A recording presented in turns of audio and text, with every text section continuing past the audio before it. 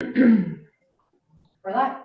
Good, Senate Appropriations, March 20th. We're very honored to have a special guest, Senator Peter Welch, with us, former state senator and pro tem, back from Washington to give us an update on how things are going there. I assume you know everybody around the table. I do. It's good to see everybody. Yeah. Welcome, and thank you for making the time for the committee. So I talk. Yeah. At this point. Well, first of all, it's so wonderful to be here. I have such fond memories of serving right where, well, I never quite made it to this committee. I was across the hall. I just want to start by saying the work you're doing in the state legislature is more important than ever. It's probably harder than ever. But there's such stress with our institutions nationally. And there's such a disruption, maybe destruction actually is the right word, in DC.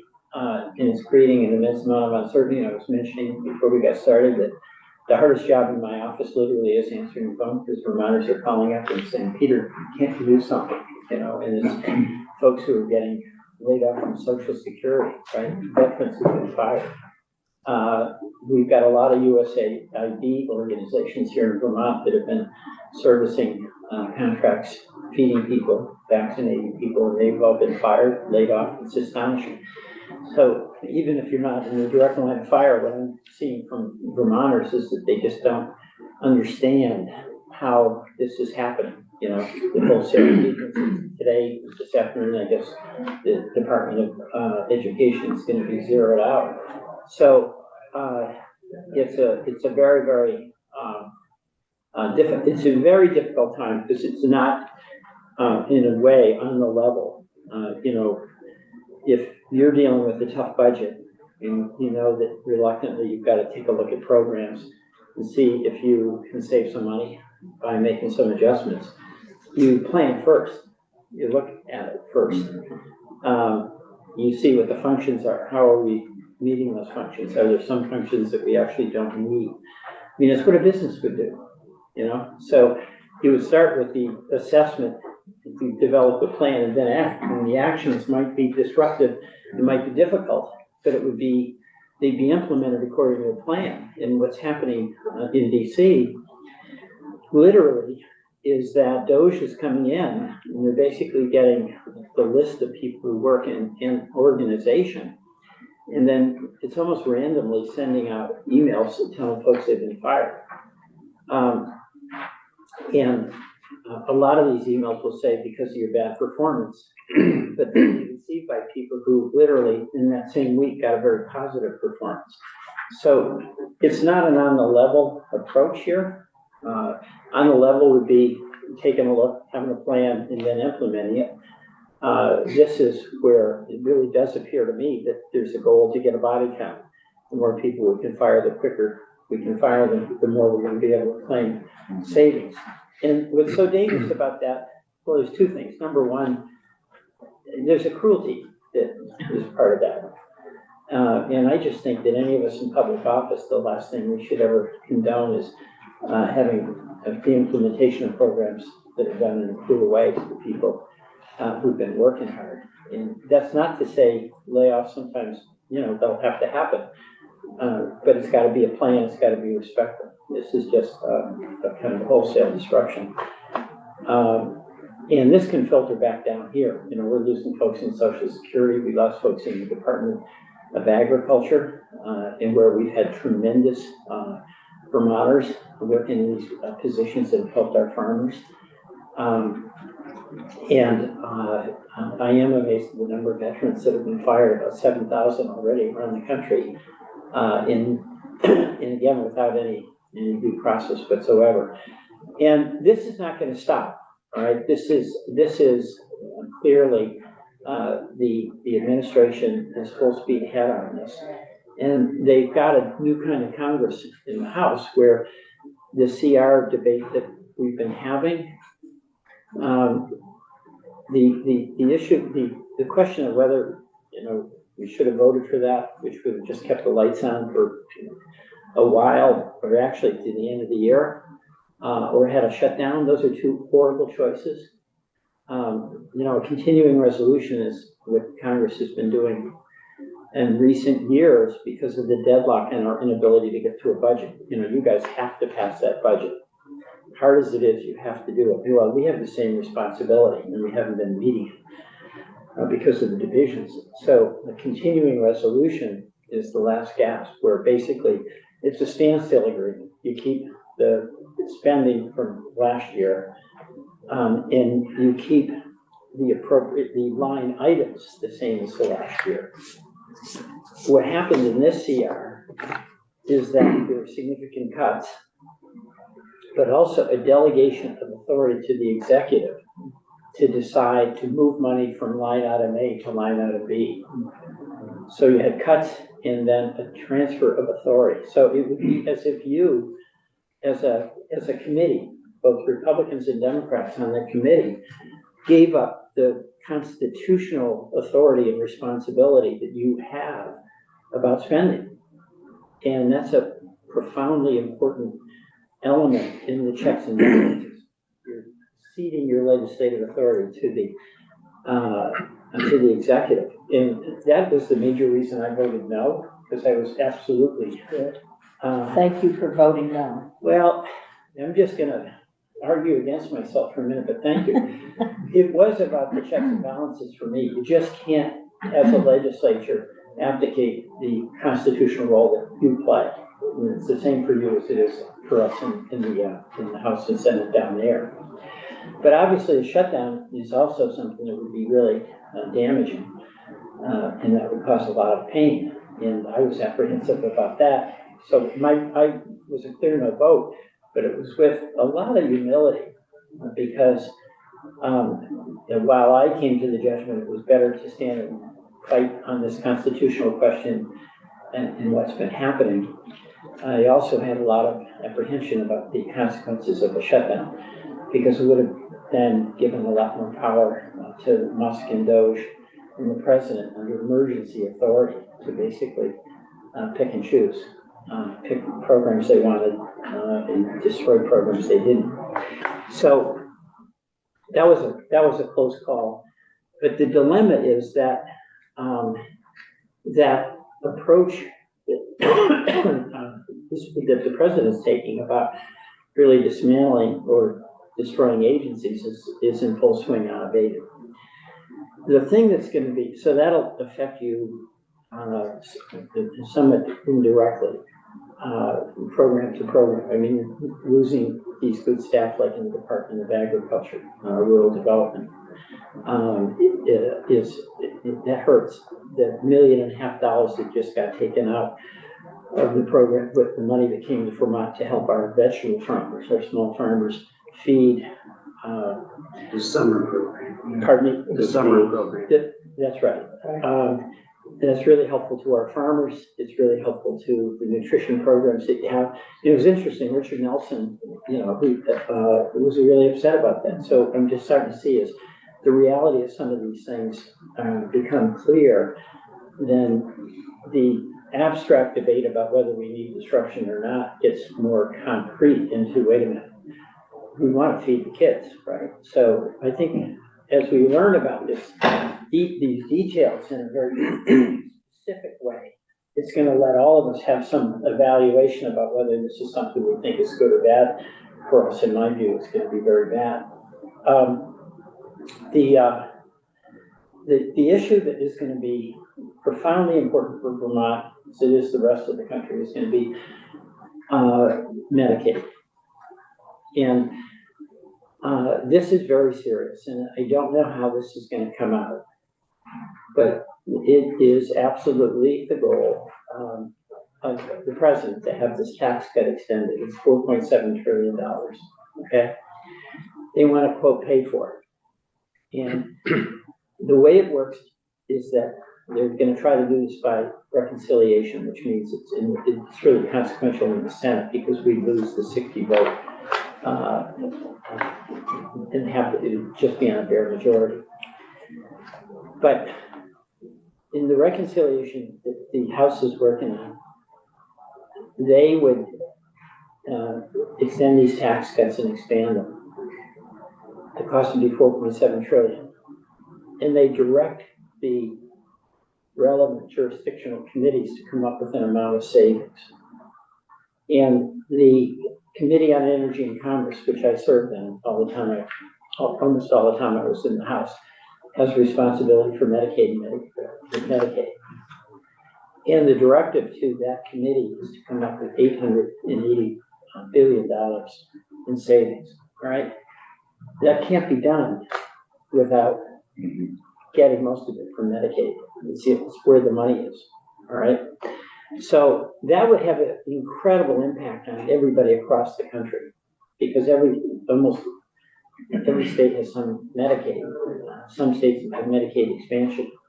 But if you have to have that kind of cut, then whether you're in a red state or a blue state, this is going to be a body blow to the folks who get their health care through Medicaid. And I mean, you guys know this better than anybody in the building, because you have to deal with this all the time. You're always looking for ways to try to save on health care and see if you can make it more efficient and more affordable. But you're not going to be able to deal with that, because that is just not a number you can reach without enormously reducing who gets access to the health care. In Vermont, we're not unique in this. You know, every other state pretty much the same. Our nursing home beds, 2 out of 3 beds are Medicaid financed.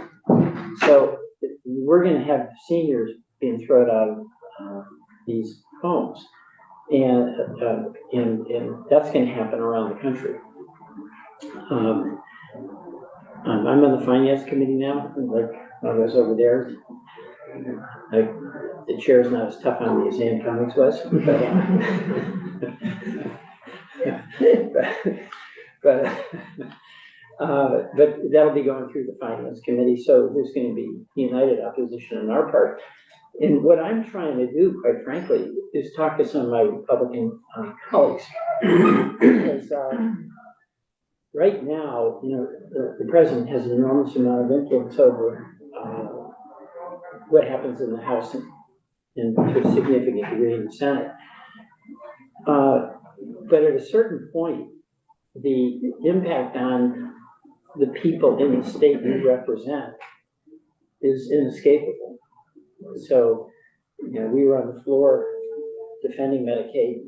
Senator Justice, the former governor of West Virginia, was in the chair, and I spent my time talking about Medicaid in West Virginia and what happens. You know, their eligibility is a lot lower than ours, and they don't have the Medicaid expansion we have. But if you make $12.40 right now an hour in West Virginia, you don't get Medicaid. You get $12.39, you do. And so it's very, very low. It's like you have 24,000 working full time. With the cuts, it's going to be even less. It's like you're going down $8 an hour, so if you've got to have any eligibility. And he was listening, because then I started talking about some of the rural hospitals that they have. And of course, our rural hospitals are, as you guys know better than anybody, they're razor thin margins right now. Some of them are, you know, solvency is a real challenge. And in the past, we talked about whether we should increase the Medicaid payment amount because it's so much less than Medicare and private pay. But now what we're talking about is lowering that substantially. So the revenue base for these hospitals that are so essential to us is going to be shattered. So, you know, so my goal is to just disseminate this information in the real world. So I spend a lot of time talking to my Republican colleagues, just in a matter-of-fact basis, like we would talk around here. You know, I'd say we got challenges financially with our community hospitals in Vermont, and Medicaid cut will hurt them a lot. And I ask them, you know, what's going to happen. So I'm trying to plant these seeds here, because I think all of us who take most seriously our obligation to try to help the people we represent in our district and in our state. And that's true down there, Republican or Democrat. It's true. A lot of times it'll be a different approach. So the reality of the current situation is that there's a lot of peril for state budgets. So you're not unique. We're not unique here in Vermont with the implications of what I just said. And red states are in the same peril as we are, because these things will show no mercy, whether you're in West Virginia or you're in Vermont. And it's the aspect of this that gives me some hope that the reality of these policies, once exposed, will become a way to mobilize a defense that's bipartisan. So that's where that's my report. But I do want to end with trying to answer the question, what can you do? What's important? A lot of people will ask me that, and I ask that. I think that this peril that we're in Washington is serious, and we've got to work our way through it. In the Vermont way, I'll continue my best efforts to do that on our behalf, along with Bernie and Becca. But I have to say, I think the local institutions are more important than ever, because it's the glue that may help us get to the other side while we try to restore some faith in our institutions in DC. So I just want to express to you my gratitude about your service in a very, very difficult, but also very, very important time. So thank you very much. Thank you. Do you have time for any questions at the committee or comments at the committee might? Go ahead, Senator Weston. Richie, I'm sorry, Senator. Okay, Peter. It's great to have you here. How do we keep up?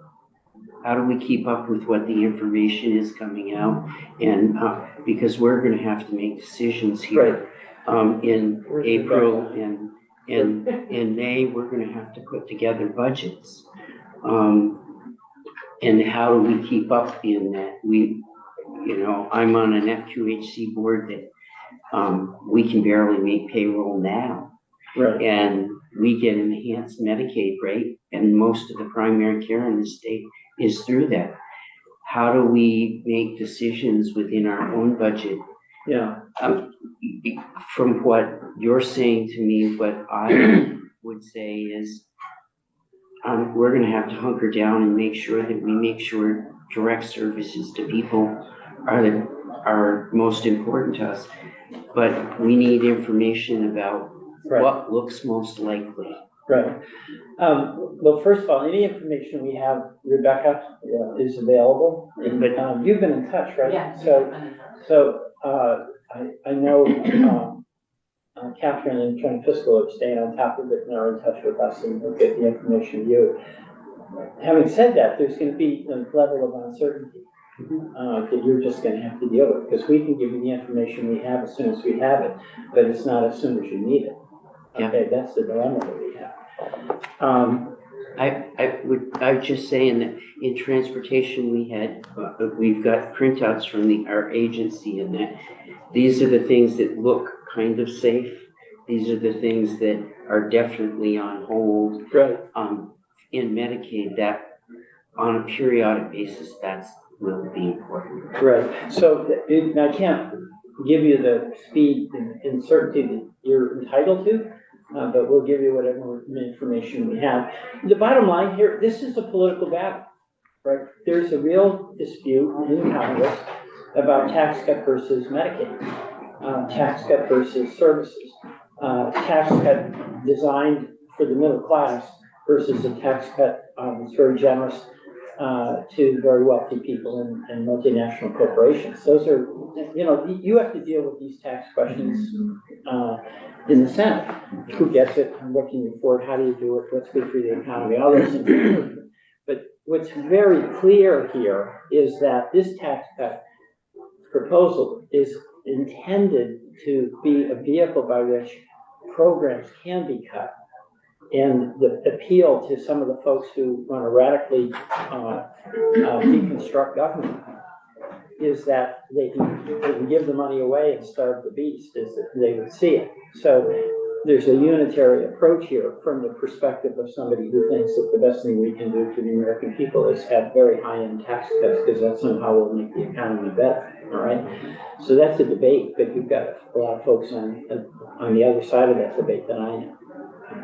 So I was going to ask the same question that Senator Westman asked, but as a subset to that, along with the budget cuts, there are values and policies that are going into place that really are antithetical to who we are in Vermont, in particular with regard to healthcare. And so staying up to date on those, I've received at least one letter from HRSA that is scary. And to what extent as you're going forward with this, to what extent are the budget decisions being made based on values? And I don't know that you can answer that now, but will be some policy decisions that might favor red states rather than a state like Vermont. And so hearing Well, that's I hate to say it, but that's a legitimate question. it is a legit, Right, it's a because- political question, really. Right, Yeah. and what has happened, and this is one of the reasons I was against the continuing resolution, is that it kind of weaponizes the budgetary process. When you pass a budget here, it's healthcare. It's not like you can do something that's going to really favor Chittenden County versus, say, Franklin County, right? It's like if there's an assessment, it's on a basis of the need-based of the citizen, right? Not where that citizen lives. So that's changing, right? Because if you give that kind of discretion to this president, who's made it very clear that he does want to impose retribution on people he perceives as his adversaries, that's a dangerous delegation of what is arbitrary authority. So that's a legitimate concern. I mean, obviously, there'll be a lot of us that are strongly opposed to that. But the president is acting in a way that makes it clear that his view of executive authority is much more expansive than most any president that I've ever seen. Okay, so that's a legitimate concern, and I'd be speaking out about that and joining with you in opposition to arbitrary. And anything that we can get or anything that we can provide that is helpful. I don't know what we can provide to be helpful, but. The concrete information is helpful. Like we were up in Newport 2 days ago, and we were hearing from Vermonters and Canadian businesses about the implication of the tariffs. And it wasn't a rhetorical discussion about are tariffs good or bad or fair. It was like, what will happen to my maple syrup business? What will happen on my farm when the price of fertilizer goes up 25%? What will happen to my lumber mill when I send up raw logs? They get milled up there. I've got to pay a tariff going up, and then I have to pay a tariff coming back. So it was people talking about their businesses and what happens. And that's what I think is the foundation to ultimately get to some consensus, because then you're not arguing rhetoric with one another. You're just talking about the practical implications of this lumber mill, this maple syrup operation, this dairy farm. So keeping it concrete is what is important to me, because I think it's the way to allow people to come to a conclusion that matches their self-interest. We will have the last question for the current pro temp and the former pro temp. I tell a story a lot, but it's true. So I have special affection for somebody in your job. I was pro temp once, and I came back. I remember. And I remember it was like I was gone so long, people forgot why they were mad at me. But they were always mad at me. And Rebecca's not here, but every time I went in the office after being out, I walk in and I say, who's mad at me?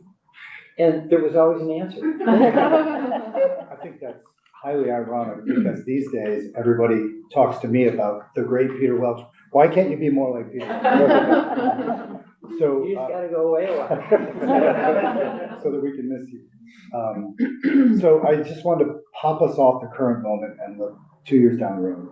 And I am personally very, very worried about the U.S. Postal Service and mail-in ballots. I know that in the past, in 2020, President Trump was musing aloud that if he cut off funding, then the post office wouldn't be able to get those back on time.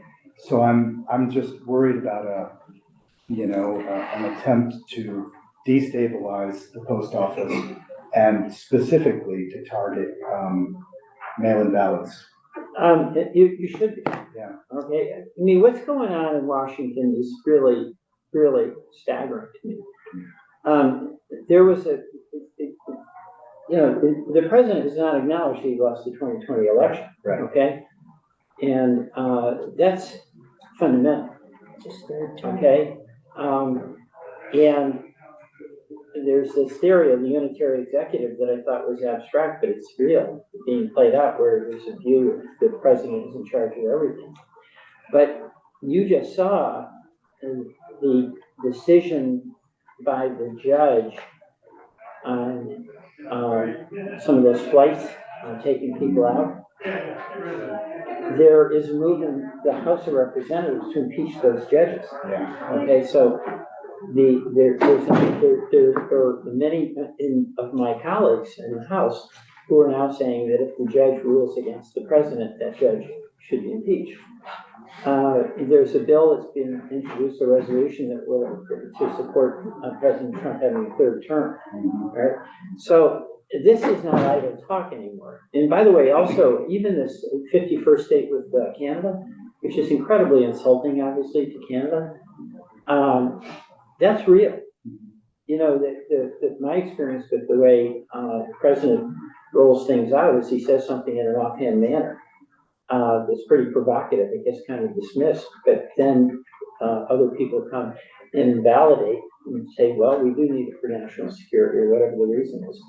So I'm vigilant about the integrity of elections, whether it's interfering with the Postal Service or any other mechanisms. Thank you. All right, thank you for coming to give us the report and Thank you. review on things. Yeah, it's really nice to be here. Really, Thanks for your I service really down there. appreciate. Well, I appreciate your We're glad service. you're there. Yeah. Well, as we share something in common, right? We all represent Vermonters, so Yeah. that makes us feel pretty good, Yeah. right? That's the deal. Thank you. Great, Thank thank you. you. Thank you. Yeah, good to see you. Don't take it personal. And Good to know I it's get to time. represent Yeah. Peter. What? I get to represent you. You do, and I'm proud of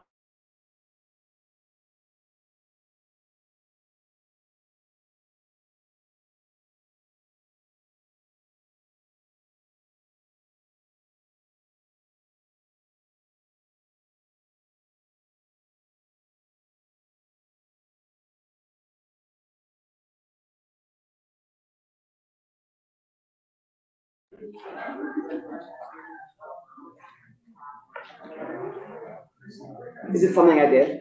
Now, Sophie, do you mind grabbing that door? Okay, I got it. You coming in? No. I'm actually. Thanks so much. Thank you. Yes. I'll be right. Okay. Wow, you're doing a lot of door work, Senator Clark. I want a costume with brass buttons and a hat. We can do that. We still have a quorum. You must have one of those at home. You have one of those? No, I said you must have one. I'd love to have you come sit next to me. And he said, I said, I wasn't sure, you push your arm. Also for you. We're putting in this budget. If I miss the third lunch in a row tomorrow, overtime.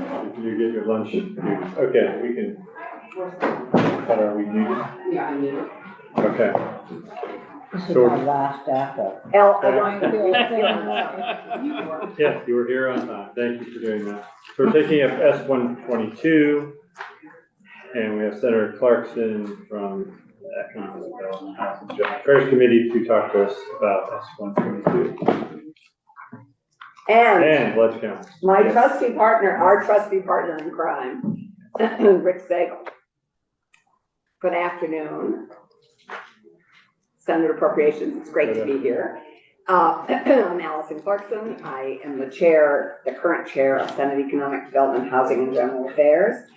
And this year, you're going to hear about 4 bills from us this session. We have You may or may not, yes, you heard from about our technical corrections, Department of Labor bill. We have an economic development bill, we have a housing bill, and we have a labor bill. And so all of those have aspects that will be here in the committee, and we are all willing and ready to be resources explaining our asks.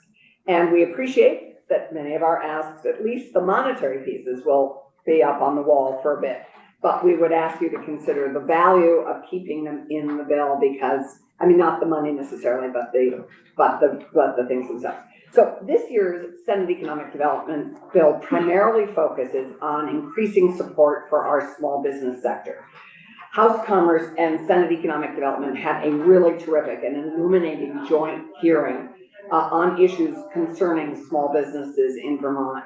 We heard how terrific the resources are that are available to our entrepreneurs and small businesses, and we heard what a difference they make in the success of new business ventures. This is the key, how much more successful they help make our small businesses. We also heard about what they need. I mean, and they need things like access to capital, and there's a section in our bill that tasks ACCD with going off and helping us figure out what the state's role is in this. We also heard that they could serve a lot more small businesses and entrepreneurs if they had more financial support. So instead of creating a lot of new programs this year, we really dug in and chose to invest further in what works already. In addition, we invest further in our very successful downtown and village center tax credit program, in developing international trade opportunities for both increasing markets for Vermont manufacturers and to recruit more companies to come to Vermont in Asia and in Europe to invest and expand operations in Vermont. And we create the Vermont-Ireland Trade Commission, our first state, other country, trade commission. It would be anchored in the Treasurer's Office. This trade commission is designed to advance bilateral trade and investment between Ireland and Vermont, and its chief sponsor is your member, Senator Byrd. And lastly, we create a task force to study the feasibility of creating a Vermont Convention Center and major performance venue. For those of us who've been in the legislature a while, for many years we've explored this economic development opportunity of creating a convention center. And our hope this year is to bring all of those who've invested so much time and energy into this and RFPs and really shine a light on our need for this and whether or not it's feasible and really trying to move it forward a bit. So most of the 10 sections in this bill have appropriations. They're mostly modest in nature and all are important investments in what works or what will help what works work better. So with that as my sort of introduction to this, we begin with one of our most successful programs that we have in helping us reinvest in our downtowns and village centers, which is we propose to increase the $3 million cap currently on our annual tax credit program for the Vermont Downtown and Village Center Tax Credit Program. We're proposing to take it up to $5 million. This is what the governor has asked for. I asked for this after Paul Bruin died, and we were all looking at how we could honor him. And I said, well, we can honor him by investing $2 million into this program. So we're now finally doing it, and I'm really pleased that we can stand behind this. As many of you know, this is one of the most effective tools in our economic development toolbox for stimulating private investment, revitalizing our communities by supporting the rehabilitation of our older and historic buildings. It has a tremendous return on investment. Very few of our investments get leverage 16 to 1. And I remember Michael Sorokin always say it was 17 to 1, but this year it's evidently still leveraging an astonishing amount of money for the amount we invest in it. The second section has a bunch of sections in it, and it is really investing in what works. It's supporting essential resources for economic development. 93% of Vermont's businesses are considered small, which means they have under 20 employees. And there are 27,204 businesses which fit this profile. These businesses employ 77 5,364 people, and they support $1.3 billion in wages. So this is a significant sector upon which our economy is very dependent. Many of these businesses have benefited from resources available to them through the Small Business Development Center, the Small Business Legal Center at the law school, the Vermont Professionals of Color Network, the micro business development programs anchored in our 5 community action partnerships, and the Sustainable Jobs Fund. These are all terrific programs, and are, of course, our Vermont Outdoor Business Alliance.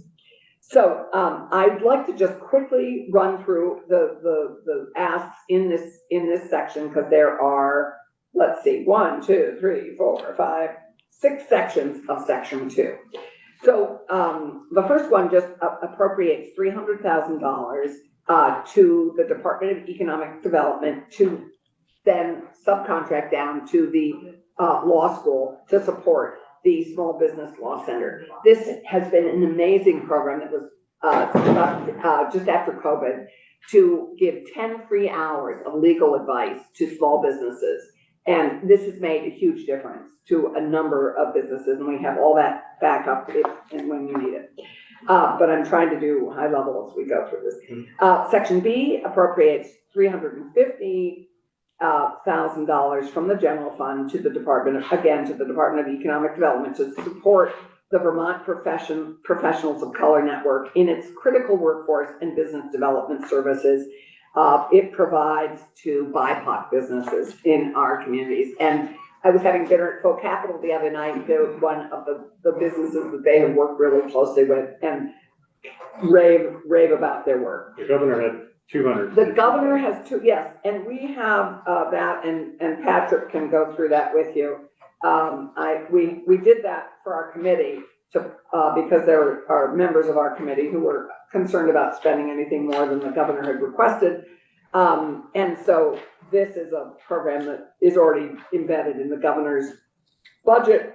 We're asking for another $100,000, and that's all in your fiscal numbers, you'll see. Yeah.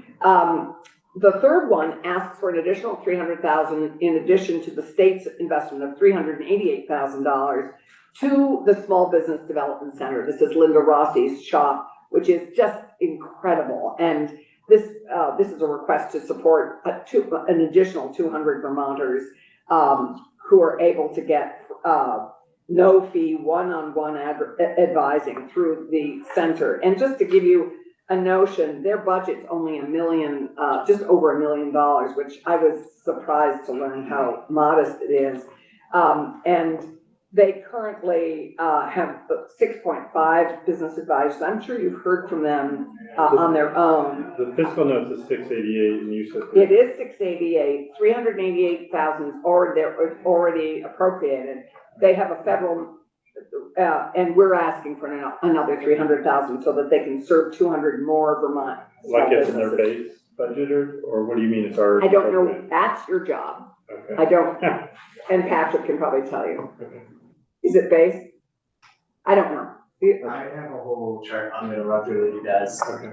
Okay, so then that lets me go back so Brian doesn't.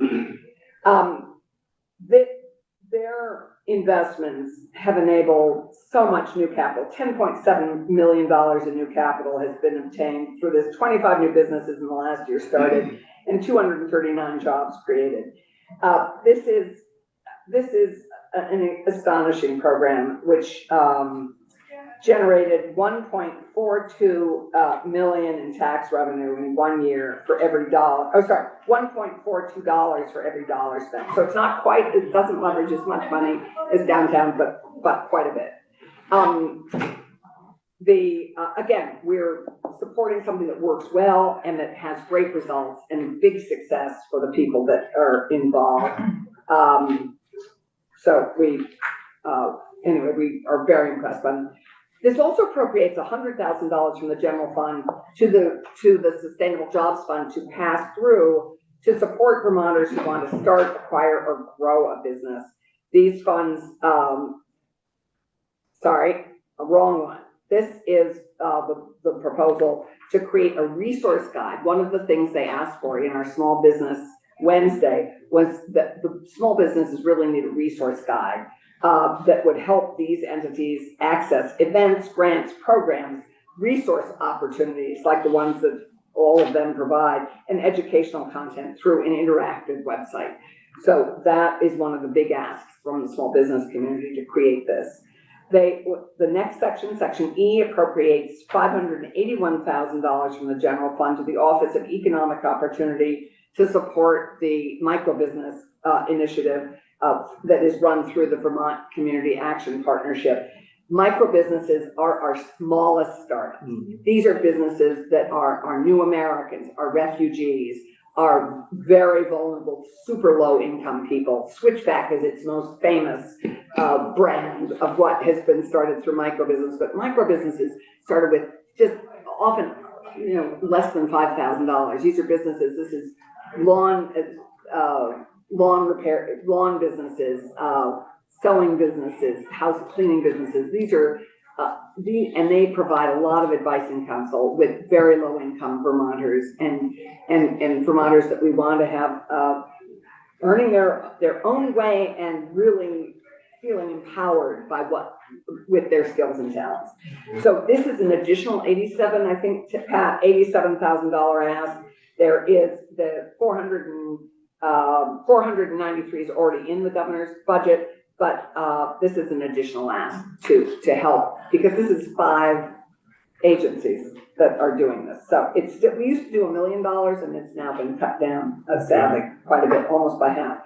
And then the last thing is that it appropriates $120,000 from the general fund to the Vermont Small Business Development Center to provide executive business skill training and coaching support for owners of small businesses.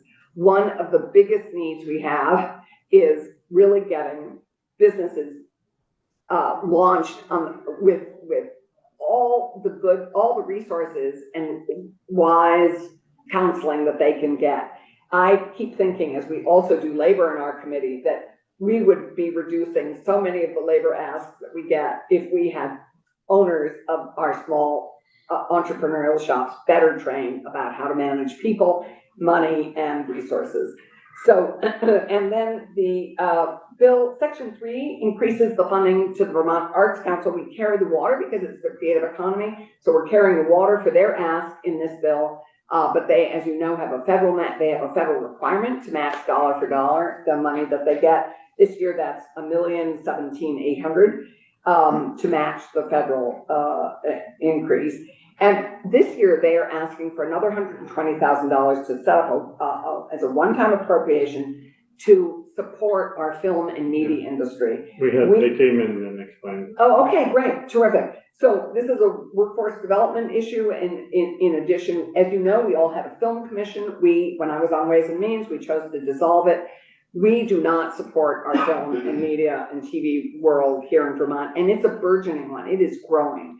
Our CTE centers train people to do this. Some of our colleges do a really bang-up job, and we need to really help resource them more fully than we are at the moment. So this is an attempt to begin to coordinate all those resources, also to attract more film, television, and media production here in the state. The center lines. This has always been something I feel is very important. Did you consider a film tax credit? Because we have considered that in the past. Well, we had a film commission that offered that, and then we chose to dissolve it. So no, we don't, but there's no tax credit, to attract film. No, we could not compete. We couldn't offer a tax credit big enough to compete with Quebec or New York State or Massachusetts. I understand that, but in talking with folks who do documentaries and others, they do express an interest in being in Vermont, so they do. I think it's worth exploring. Absolutely, I'm happy to revisit that, but at the moment, we're just going to start building a resource guide to get more of them here, so we can have that conversation and really address the barriers to more film production not happening here. Section 5 appropriates $350,000 to. You skipped Section 4. Oh my God, I'm so glad But I was glad you. So this is the Vermont Outdoor Business Alliance. which I love, and I think most of us are just astonished. This is now over a $2 billion sector of our businesses. This is to help them really address climate and circularity outdoor business program with technical assistance to outdoor businesses, management of small business group workshops, and a coordination of industry events. This is further investing in the support work of the VOBA, the Vermont Outdoor Business Alliance, whose work we applaud and want to further support.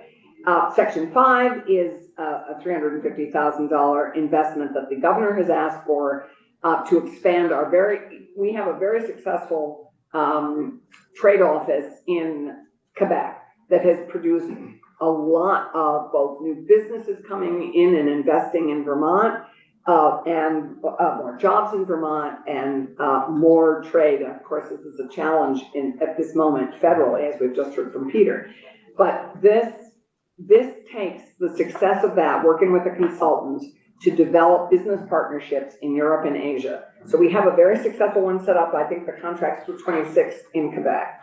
So we're not asking for more money for that, but we are asking to sort of duplicate that effort in Asia and Europe and this is creating both opportunities for our goods and services to be traded and bought and used in those countries, but also for really to try and recruit businesses to Vermont and recruit investment in Vermont.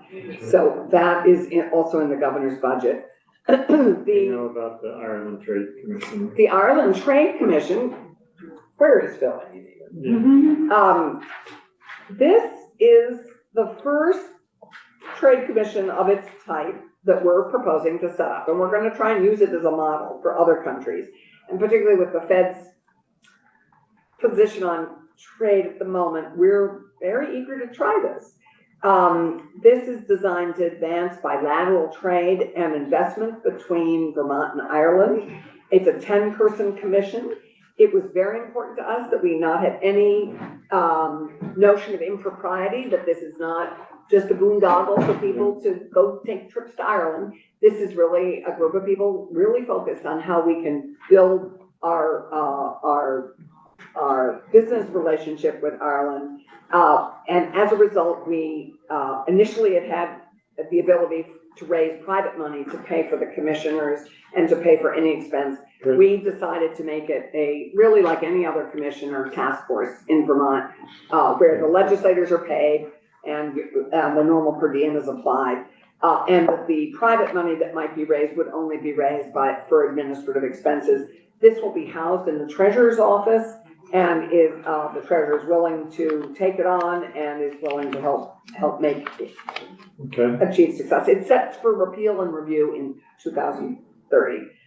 And Section 9 really takes one of the small business concerns, which is access to capital, and really pushes it forward, asking ACCD to work with us on its own, but probably with us on the off time, not in a formal capacity, really looking at all the opportunities that the state would have in helping business access capital. And to identify all the areas we already have access to capital, which the small business doesn't necessarily know or have. So it's pulling it all together and reporting back to us by November. And the last piece is the convention task force, where we have had so many efforts, many, particularly Ginny would probably know mostly about them because it's a lot in her neck of the woods. But this really, this is near and dear to, I know, Tom Chittenden's heart, but this is designed to study the feasibility of constructing a convention center and a major performance venue so that you don't have to go to Boston or Montreal anymore to go hear whoever. Okay. So that's a helpful the core overview. Thank you. Appreciate it. Maybe too much detail, but we have detail in every one of these programs. We're really proud of these programs. We did not do them all. We did the ones we thought worked the best. And this is called investing in what works and helping to try and make it work better. Okay, great. Is that okay? Okay, great. That's okay. That's All right. okay. We'll move on real quickly to the fiscal notes. Yeah, thanks. I'm next door if you need me, Okay. playing fabulous music, as you are, Yes, we here should. at the end of the day. Thank you, Patrick. You're welcome.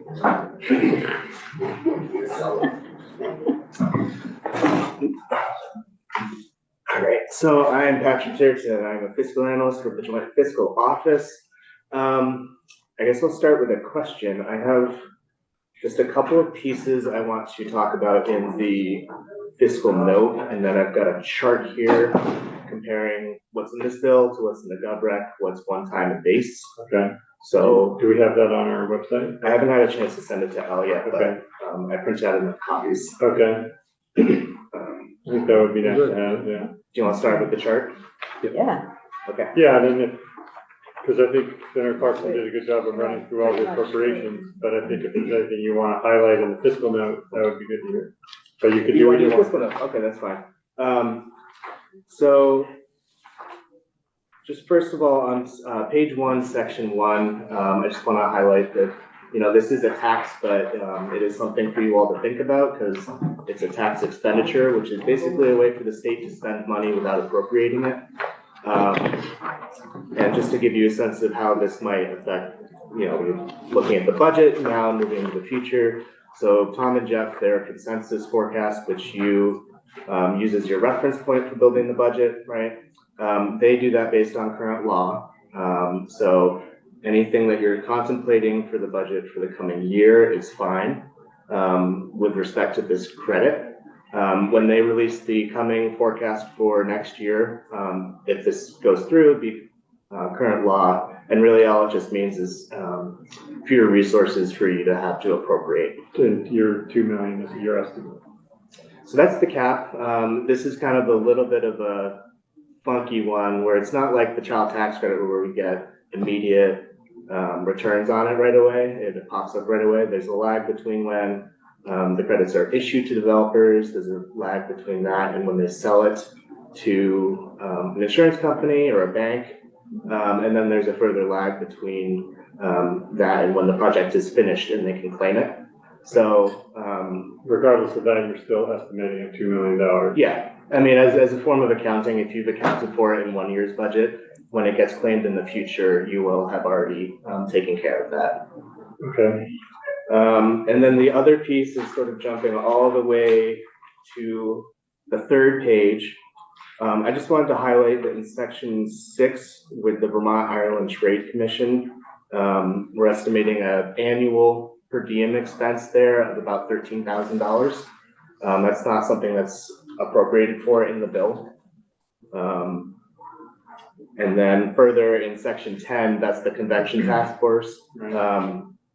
That is about a $6,000 estimated per diem cost, which is not appropriated for in the bill.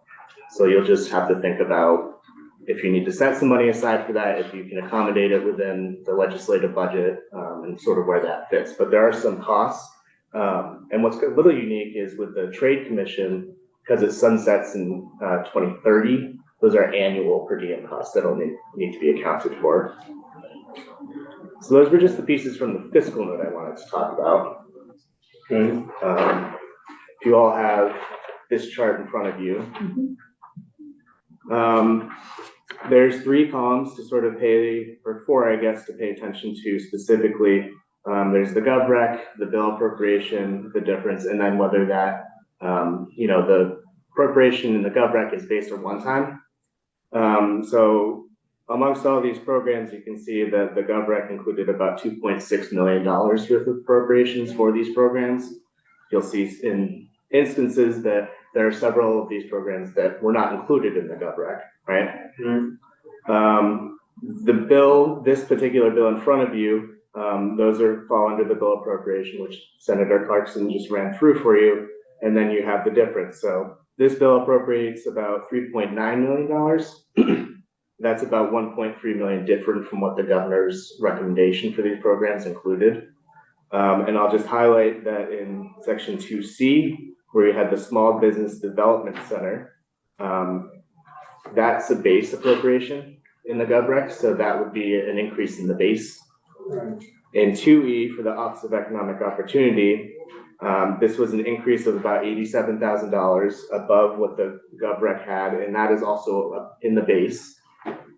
For the Vermont Arts Council, for the federal matching, also that's a base difference. It's about $70,000 difference. And then the last piece is just section 5, this last appropriation for the International Trade Division. That was included in the GovRec and funded in the same amount in this bill, but that I just also want to highlight as base. Okay. I think that's all pretty straightforward. Anybody have any questions on the fiscal note? Okay. Any other comments, questions on the bill? S-122, if not, I would entertain a motion. And I have a question for Amy. So like if we're going to have, do you have a question? I do have a question. Okay, yeah. Sorry, you mentioned like a $13,000 per diem. Was that estimate was and for like the summation, like annually, or is that annually? Okay, so in total. When you first said it, I heard it as the total per day, and so I was like, well, how many days are they meeting? You know, anyway, but it's cumulative. But it would be for 5 years. Right, yeah. We're only appropriating 1 year. Right. Okay, thank you. Okay. Yes. Yeah. But so I talked to JFO about language when we take the money out of a bill, if we should have language about some of the sections that the section is dependent on the money ever getting put back in. Because sometimes if the bill passes and we never put the money back in, but the language is still like, you have to do this, then it's kind of helpful if we have that language say it's dependent on the money being appropriated for it. So JFO found some language that we've used in the past for that, but for something like this, we do have to have the amendment say each time, each section, or is there a way to do it for everything? Or it would be section by section, be like, this section only takes effective if there's an appropriation, and so there'd be like 6 instances of amendment? So for example, office of legislative council, are we talking about for the entire bill? Yeah, so if you took all the money, including the per diem.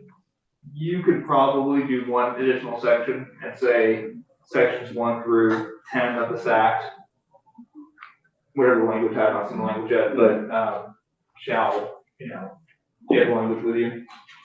Well, 2A through 5 plus 6. Shall be funded, this is the duty to implement is contingent upon an appropriation in fiscal year 2026. You could add this section 11. I see. One instance of amendment. That makes have that apply to all the sections. Okay, so I was worried about trying to do it each time.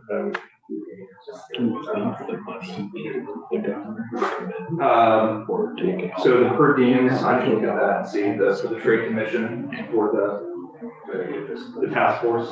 I mean, sometimes what we've done, we've just taken out the legislators, because then there is no per diem, but I think both of these are only legislators. No, they're mixed. They're both mixed. Okay.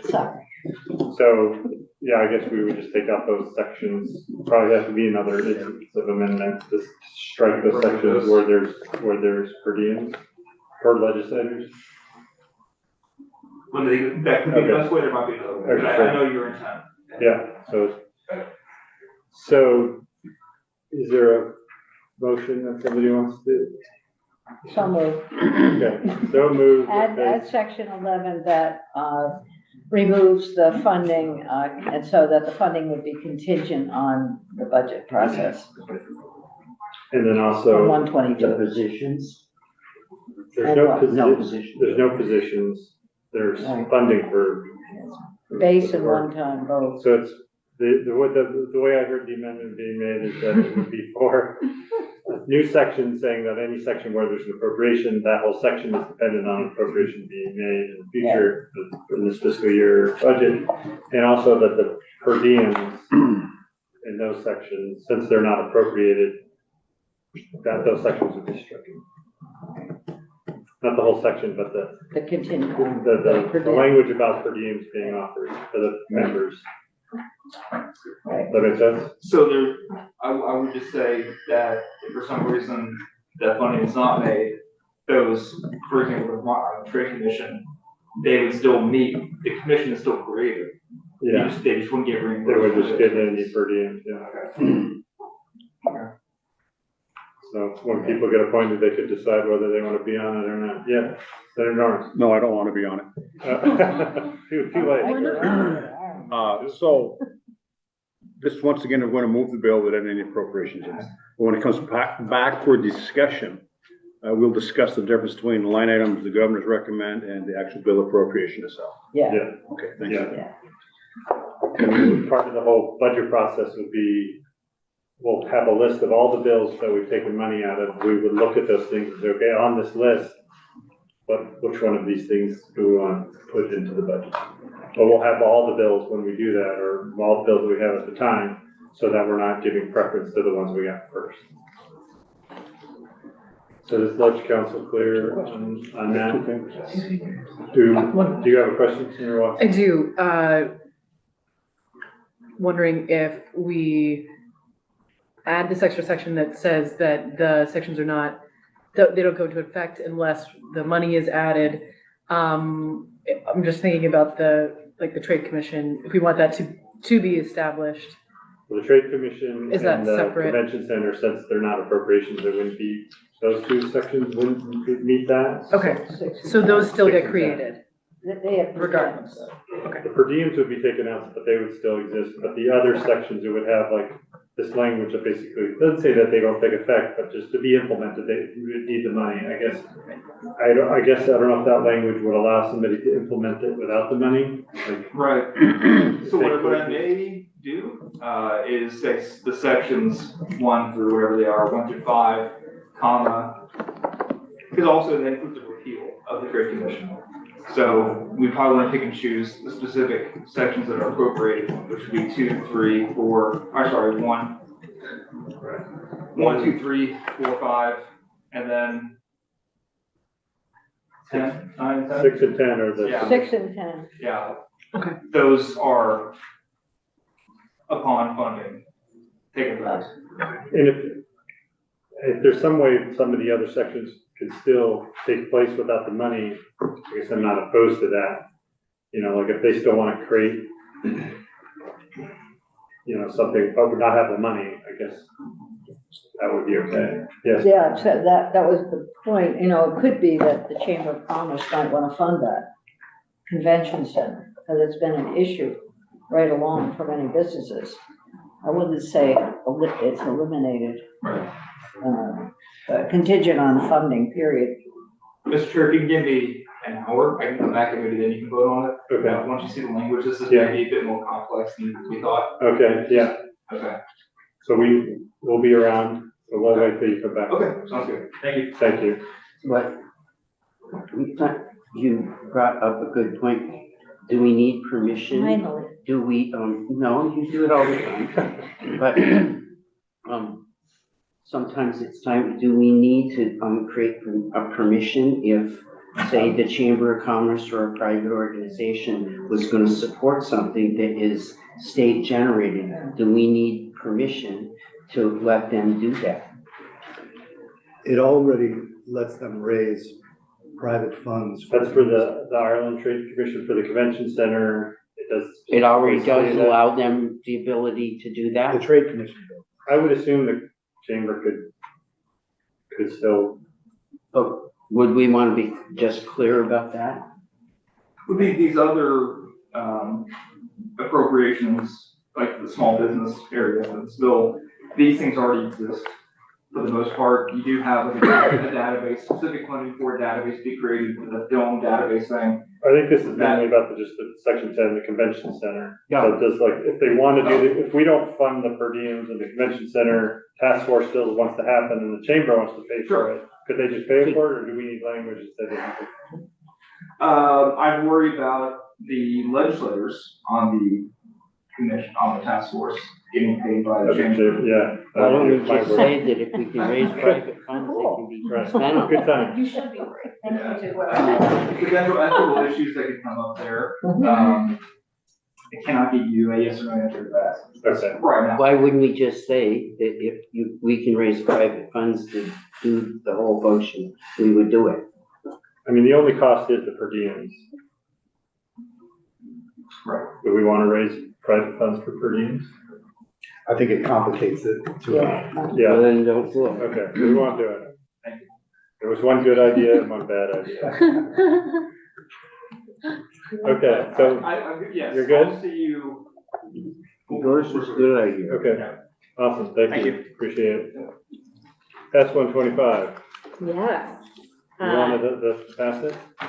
That would be great. For the record, Senator Kate Hinsdale, please pass S-125. Happy to take questions. Yes, that is a great presentation, very different than your predecessor. So tell us a little bit about S-125 real quick. So, Oh, you're really gonna go? well, just, I think the question Where's the is money? that there's no really appropriation in this bill, if I remember correctly.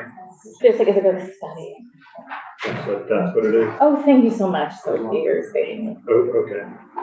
Okay, so there's the penalties, and then there is, oh, yes. Are you the passing it Vermont as, Labor Relations are you Board. passing it as introduced, or did you guys make an amendment? Oh, it's very amended.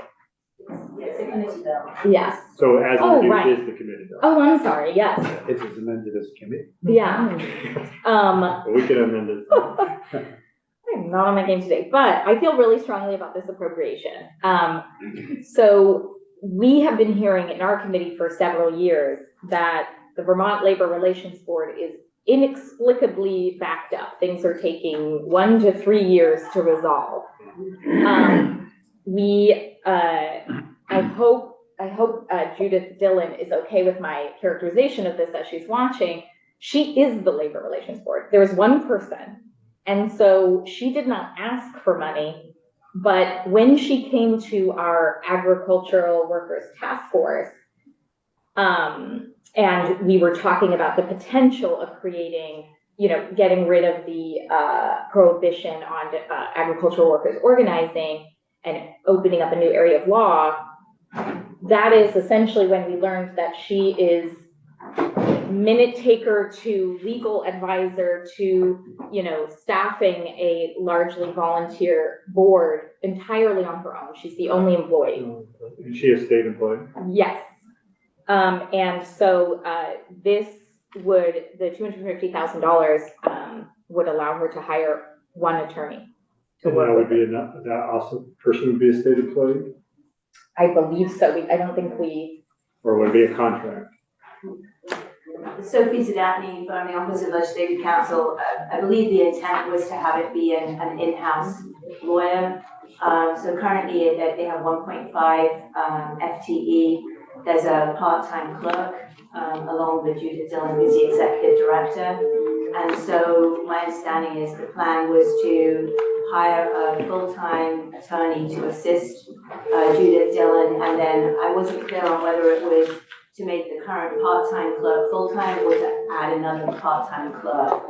We'd have to create the position, Right.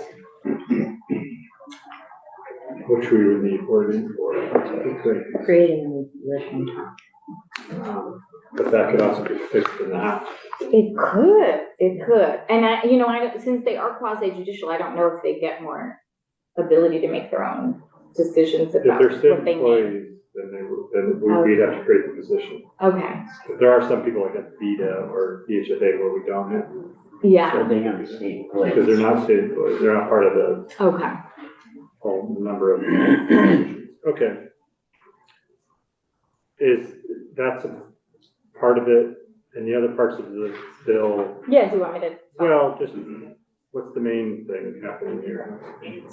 Well, the main thing, these are all things that we came to some agreement on as a committee. So we started with a much bigger labor package. And although the vote was 4-1, I think we generally all agreed to these in some form or fashion. Was it 4-1? Fine. It was 5-0. sorry. Good. It was 5-0. So this was where we could unanimously agree that these are, you know, good labor practices that I wouldn't call it technical, but that, you know, this wasn't particularly controversial. Medical case management for workers' comp cases, translation services for workers' comp, increasing slightly the penalties for late payments to people receiving workers' comp.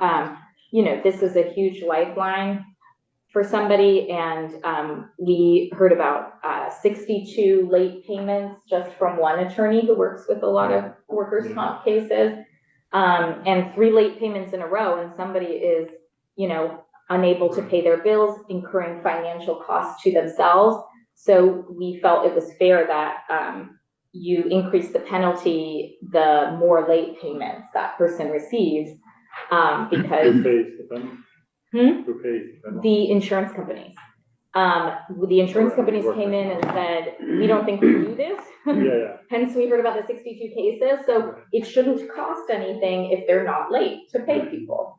So we, you know, that's as far as we got on the fiscal impact. Judiciary employees organizing, we tried to pass that. I think the Senate passed that already without any concern last biennium, and it never made it. Labor Relations Board. Okay. Well, we will probably take the money out and then we just track the fact that if we put the money back in, we also have to put the positions in. You know, I guess, well, when we get to that point, we'll want to know what the positions are.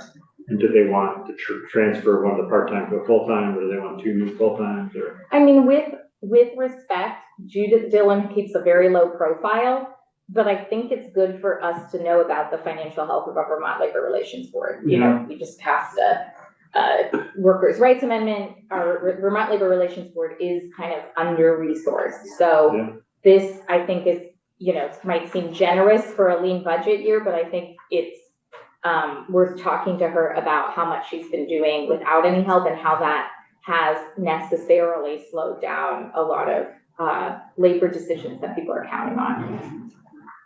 So when we get to that point, we'll just want to know the specifics on the positions. Yeah. Did Yes. Did you say how many positions that was?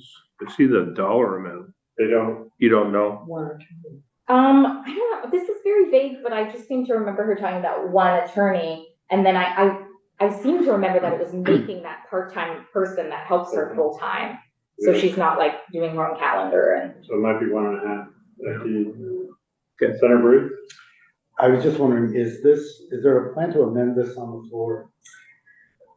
This is where I was trying to think how our committee's operating right now. So right now, we are considering 3 amendments to this bill, and I have encouraged our chair to expedite that so we don't do it just on the floor, that we give you a preview of that before we get to the floor. Are any, only one, I mean, none of them are fully, they don't fully impact the appropriations of the state. So one is very simple language to allow the assistant attorney generals to form union combinations, I woid say, just to lay that out there, because one union of AAGs is not going to work. They're embedded in parts of state government. It may be of interest to you, but particularly the attorneys, the AAGs in human services are very low paid. So, you know, without even being able to connect and organize in any way, there are very different pay scales. These are the people who are embedded at all of our agencies and also, you know, in dispute with the federal government right now. And we don't have to go into the details. Yeah. I would just say I'm a little concerned that that these are not coming from the committee. The bill moved out, because that is, I know you described it as simple, but it's controversial in that the AG very much opposes it. And I'd like not have that come to the floor without the committee's imprimatur. You know what I mean? I hear what you're saying. there's an open question there right now, because the representatives of the AG's office who are coming keep saying they are not in philosophy opposed to this. And then they keep putting up roadblocks right at the last minute. Well, that's what I mean. It seems set up to be a clash on the floor. And so I'm wondering, that's a pretty big addition to the bill, in my opinion. If it didn't come out by crossover, that piece, I'm just wondering about the necessity for that. Kind of like, yeah, are you But it's not sort of saying like a way to get around crossover, like hold the controversial part, get it out, and then put it on the floor? We don't ascribe motives in the Senate, so I'll just say. And that's describing more malice than incompetence, I would say. I'm just thinking. Yeah. And it doesn't affect our decision on this, but, you know, we try to minimize what's happening outside the scope of the committee. I tend to agree with you. Yeah. I have been trying to put forward because that sort of became normed, and then we saw pros and cons with that as we were going the last week. I have wanted to only do amendments if there is a sense of urgency around something. So while I'm sitting in this chair, we have been asked to look at an amendment for the VHFA half sentence that allows them to be flexible about rent caps on the rental revolving loan fund. And I said, I think we should entertain this request because it's urgent, because it signals to the people that We had that in the VA. Exactly. So with these, I worry that our committee may have created a sense of urgency around adding these because there's no understanding of a labor bill coming from the House that where we could take more time. With the housing bills and economic development bills, there's those kinds of bills coming over. So, you know, I think the process would have looked different if all of us knew that we might not get another vehicle to have these conversations. And we fully expect that, for example, with the AAG piece, the House would continue to do more work. Sure, I'm just worried about our process, not theirs. Yeah. Anyway, we can. I will say, even if I feel good about the information we received that would open the door for AAGs to organize. I guess I'm saying, I don't feel good about the process. So we can talk about that. Yeah, let's talk about that on. I don't think it's gonna affect us here. Says they're low paid for lawyers. I don't know if they would be classified as low paid. Sure, and they are low paid on the whole scale of AAGs in AHS. Right. So without being able to form any smaller units, they are kind of left to their own devices. Another piece is the percentage threshold it takes to decertify a union, moving that from 30 to 50% plus one, because there has been more activity across the country of attacking unions by, you know, fomenting a lower percentage of people to call that union into question. This is another one of the amendments? Yes. Okay. But not an appropriation. Not an appropriation, and asking, this might be the only thing that would fall under your jurisdiction, asking any contractor who already is operating with a prevailing wage, so they're already $100,000 or more contract with the state, to submit their certified payroll to Department of Labor.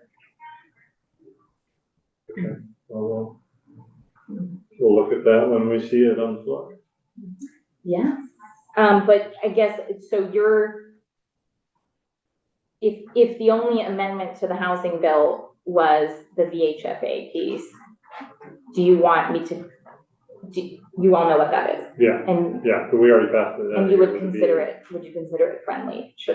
I don't know if I should take something back to my committee about I that. would assume so, since we have passed it in the BAA, although there were some people that voted against the BAA in here, so we have to take a new vote on it. You have to take a new vote. Okay, so you'll do that when you see it, right? Yeah. Okay. Yeah, now, I guess there would be a question of whether, it was in the BAA, so we voted on it. I don't know if it has to come, if that's in our jurisdiction, because that doesn't really affect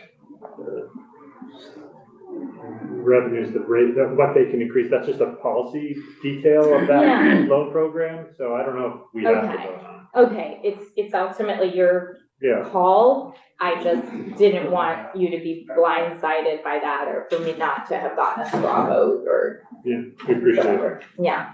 Thank you. Yeah. So for this bill, S-125, I will entertain a motion to amend it favorably, pass it on favorably with the amendment to strike the $250,000 appropriation. So you got it. You won't. So, Sophie, is that clear for us drafting us an amendment? So we will vote on it because the amendment's pretty simple. We'll be striking that section. We won't worry about the FTEs until we get to that point. So with that, we'll have the clerk, the real clerk. The authorized. Authorized and legitimate clerk, please call the roll. Sure. Senator Norris. I'm always first. You are. Yes. Senator Watson. Yes. Senator Baruth. Yes. Senator Lyons. Yes. Senator Westman. Yep. Senator Brennan. Yes. Senator Perchlet. Yes. Yes. Looks like 7-0. Thank you. Favorable. Reporter. Who's in it? This is my Economic area. Development is your area? Well, just the Labor Relations Board. Okay, well, it seems Well, like it'd be a good one for you to. How would you do? Yeah, I'm meeting with her. Good, later. okay, that's Okay, great. so that sounded like Senator Watson. Yeah. Thank Okay, you. thank you, Senator. Thank you. Okay, Am I putting favorable with amendment or we're just gonna? favorable with amendment. Yeah. That's the way I understood the motion made. Okay. Commissioner Gresham, would you like to talk to us about the language? Which I haven't looked at. Yeah. Assume it's on our website. It is. It's On the list. on the document side of your website. Although the one I printed out had yellow highlights, and the one I'm using has green highlights on That could be confusing. it. I wonder. Oh, you have a copy? Well, I have one, Oh, plus my own. can I use this? Yeah, you may. Nice. But it should be, it's on. It is on here with yellow highlights. We have it with yellow. So I'm going from, I don't think this. Yeah, okay. Norris can go get his last time. I left in the other committee. So the chair has asked me to go through this in 45 minutes. This is months of work. Sounds familiar. There it is. But I'm happy to do that. I'll highlight stuff that I think. That's a minute per page. But I'll highlight stuff that I think you guys should be aware of. Yeah, and I think now that we're preparing to get the budget from the House, we will turn our attention to this. So yeah, so things that you think we should particularly need to. The budget from the House may be a little bit different than what we submitted. That's true. Yeah. But that's why it's good to highlight things that you want us to be on the alert for. So Adam Gresham, Commissioner of Finance and Management, and thank you for hearing me out. I appreciate that. I'm going to skip section A, which has changed from last year, only the dates have changed. We haven't changed any of the language. And all the section A, okay. Yeah, that just lays out the format, actually, of the budget. Interesting enough, one year, maybe my first or second year here, I thought, I'm going to put section A into the English language. And I noticed when the budget was passed, I was looking for section A and it all changed back. So I thought, you know what, enough of this effort. Gave up on it. So, I mean, starting with section B, and B 1100, those are the one-time, investments, appropriations that we've made. I'll highlight many of them, though not all of them.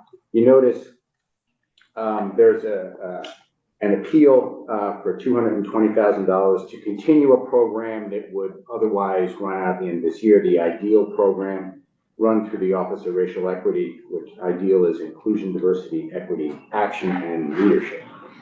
And there's an appropriation, the request of the Agency of Administration to continue that program for 2 years, which that appropriation would do.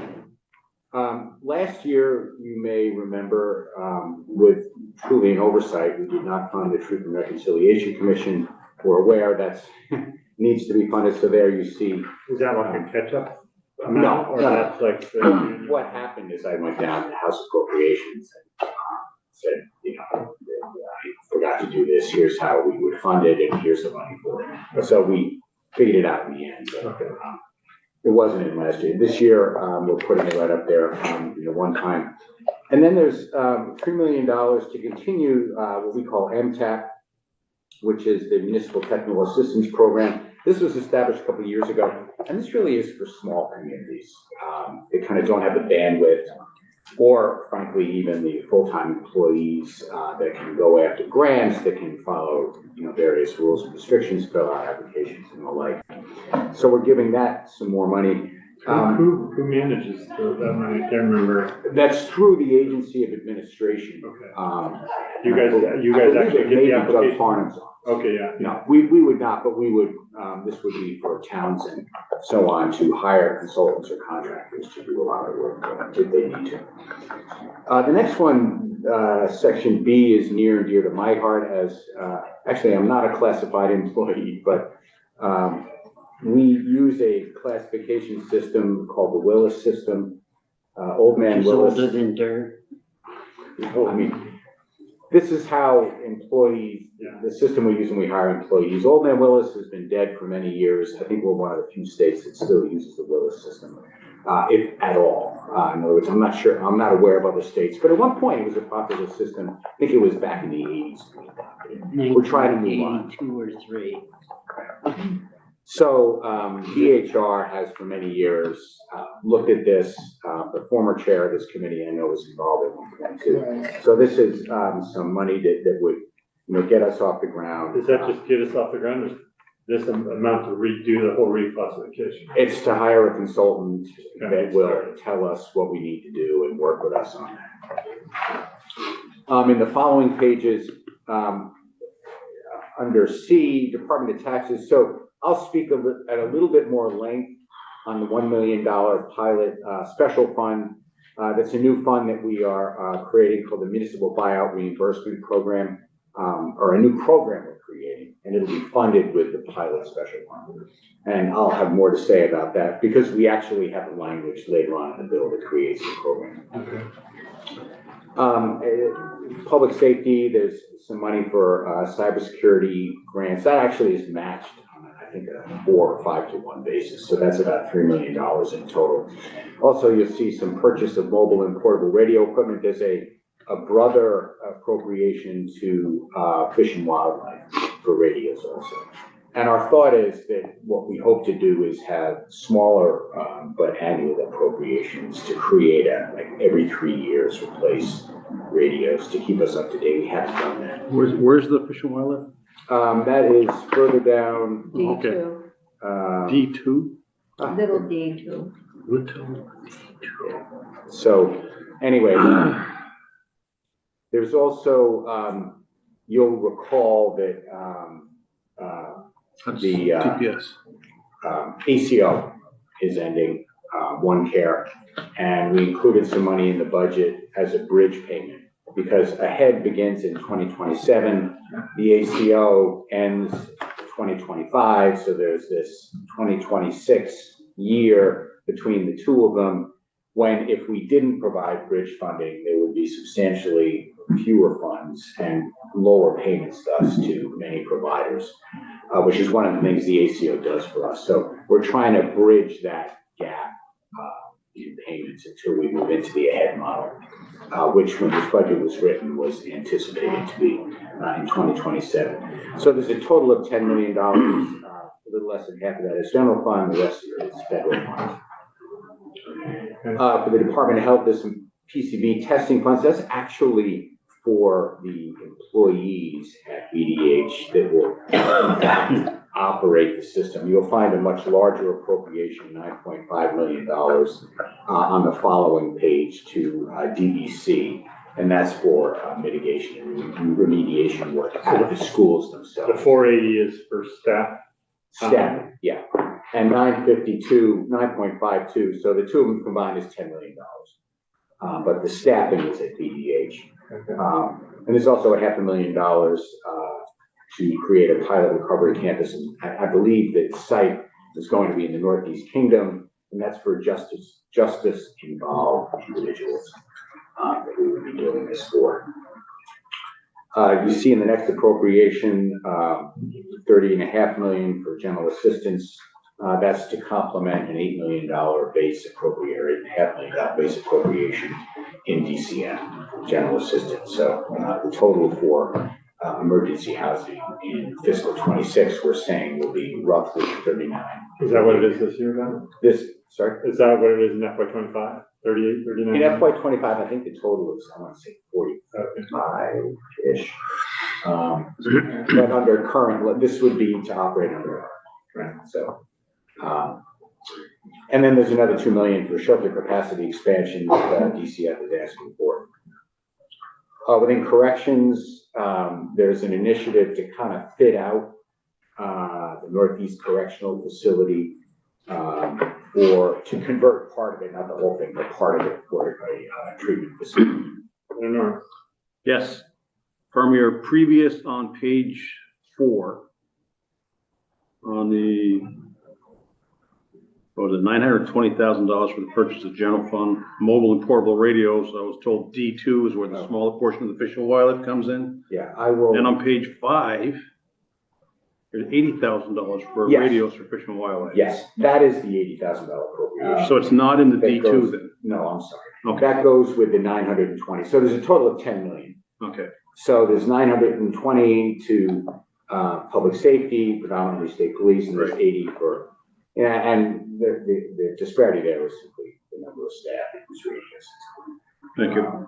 And again, in the future, our intention is to factor into the base for public safety as well as fish and wildlife money to update roughly a quarter or a third of the radios. So put it on the cycle. Yeah, we should have been doing that years ago. Senator Brennan. Well, you said 10 million, but I think it's 1 million, right? Sorry, yeah. It scared me for I'm sorry. a lot of radios. Dealing with A lot of radios. Senator Lyons, you had a question? Yeah, I did. So the 300,000 that's there for the Northeast Correctional Center, that goes along with the pilot recovery campus setup. So there's a programming piece and a capital piece. That's the intention. Yeah. Yes. Okay. I hate to keep pushing the radio thing. Okay, now. I thought DPS had put through $500,000 for radios and $540,000 for firearms. Now it's up to $920,000. From the last week, what they did when they came in and testified. Yeah, they did testify last week. I thought it was That was an ask though, wasn't it? Well, they're not gonna ask for more than the governor asked for, right? That's true. So I it's would assume. 920 Well, they radios, did hear that. radios Yes. and firearms. They might whisper. Radio. Mobile and portable radios. Okay, so. They also asked With for firearms. Yeah. So that, I'm not familiar with what you're speaking about, but, no, the mobile and portable radios. Probably the same part of the money though, that they were talking about. Or maybe could it be somewhere else? I'll make a note to myself to follow up on that, because that I'm just not familiar with. And here's the thing, Adam, such as, I would have thought that, I'm sure the committee, and I can't speak on behalf of the committee, would want to give them both of those, but I would have thought a little more preparation as far as, okay, one this year, and one the next year, because now we're looking at their 8-year cycle down the road, and once again, restoring both of those in the same year. That'd be my suggestion. I don't know why it all came up in 1 year versus this year, then next year. We'll expect that as a suggestion when we start working section by section through the budget. Okay. We're on top of that. No, we want you on top. Thank you. You're welcome. There is $4 million for the Agency of Education. You'll recall that that's part of the kind of education transformation. The agency is requesting to just help them not only hire their own staff, but also predominantly work with districts, provide financing for districts who are going through all kinds of changes, consultants and the like. So that's not strictly to be for AOE, but to provide essentially back pocket money for them to work with districts to help them with transformation. Work with their school boards, work with their district offices and the like. And they can, if they haven't already been in here, I'm sure they'll speak quite more articulately on that. We haven't moved then, right? That we were gonna hear from them. Did we hear from them? Ed? Agency events? Yeah. They're coming on Friday. Yeah. In the following section, there are familiar appropriations. One for the tuition advantage program that CCB uses to lower the cost of tuition for low and moderate income families. And there's a $5 million final transformation payment. You remember over the past, I think, 4 or 5 years. It was split. It used to be 10, and then it was Right. even, 1 year was 20. I mean, we provide. There were 3 years of $5 million. They were supposed to cut their Right. deficit or their. Yeah. So this is the final payment on that schedule. The bridge is built. Sorry? The bridge is done. Let's hope it's to somewhere. Yeah. So the Advantage program, which helps low income, that's been an ongoing program. Yes. Yeah, this isn't new, that's new. And I think it either. So this is base money, the 5 million is one, it should be one time. That's one time, yeah. We've done it over the years because we could. We've had available money, we think this is a good way to invest it, but it's not. But the 1 million is not base? No, the 5 million is one time. I know the 5 million is one time because. The 1 million also is one. Okay. These That all was want the that in question. this section. I mean, in this section, it's all. But it's become, we've done one time now for how long? Yeah. And the question really be, should it not be base? I think that's a reasonable question. I mean, You know, we made a promise for the 5 million, and this is the last payment on that. But you clearly could see over a 5-year period, it was going to come and end, and that was the plan. But this 1 million is now. Yeah, but this is probably the 3rd or 4th year we've done this. Yeah, and at what point do you call it? As long as we have the money. I mean. I'm just saying. Yeah. I mean, it's an investment that, because we've had available money and we think it's been a great. And CCB will tell you this is one of their favorite programs. Yeah. Yeah, well, there's good testimony about it. Moving on to Fish and Wildlife, there's a $185,000 one-time transfer. This is, they've got budget issues there. And we've gone back and forth over the years. We've increased the general fund component of their total budget. And, I was just not comfortable continuing to do that. I just don't think, I mean, it used to be that Fish and Wildlife, DEC, and FD, I mean, Richie, you probably remember this, but I mean, they used to be self-supporting, through special funds. And But they haven't been now for quite a long time. I'd say going back almost 20 years. And, Fish and Wildlife is like a perfect storm. I mean, their expenses have gone up, of course, but also the hunting and fishing licenses that people buy have stagnated. They also, I think, somewhat unfortunately, there's fewer hunters, there's fewer fishermen. But also, unfortunately, I mean, to be honest, they also conceived of the lifetime license that may have been at a price point that was substantially lower than it should have been. And there was a great uptake of that. I would, include my family in that. I mean, it was a great deal. So, that was, and interestingly enough, when they did that, the additional money they took in was supposed to have been put away in a trust fund, which you may remember. And that, ultimately didn't happen. It kind of got used. So they've got issues, and they know that, they're not trying to hide that. So this is to help bridge them rather than put more in their base, and they should next year.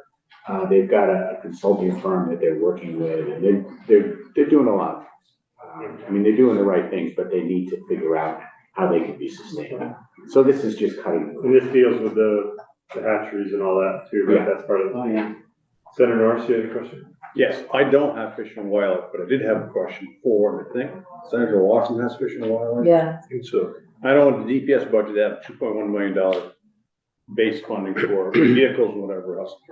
And I had heard that Fish and Wildlife, in the struggles that they're in present, don't have anything such as that in their base funding for vehicles. There's nothing in, that I can't, I wouldn't be surprised if there's some vehicle upkeep. New vehicles, I doubt, but they may have some maintenance in their Maintenance is kind of a necessary item, but if they have nothing to repair, at what point in time do you continue to throw maintenance into a vehicle if it's just gonna cost you more than you would for the price of a new one? But I'd just like to know if they have a line item for the same procurement. Like a capital plan or anything. Yeah, DPS has 2.1 and they should have, that's not what I'm saying, I just want to Fish and Wildlife still have the same thing in theirs. Yeah. And that 2.1 used to be in the transportation.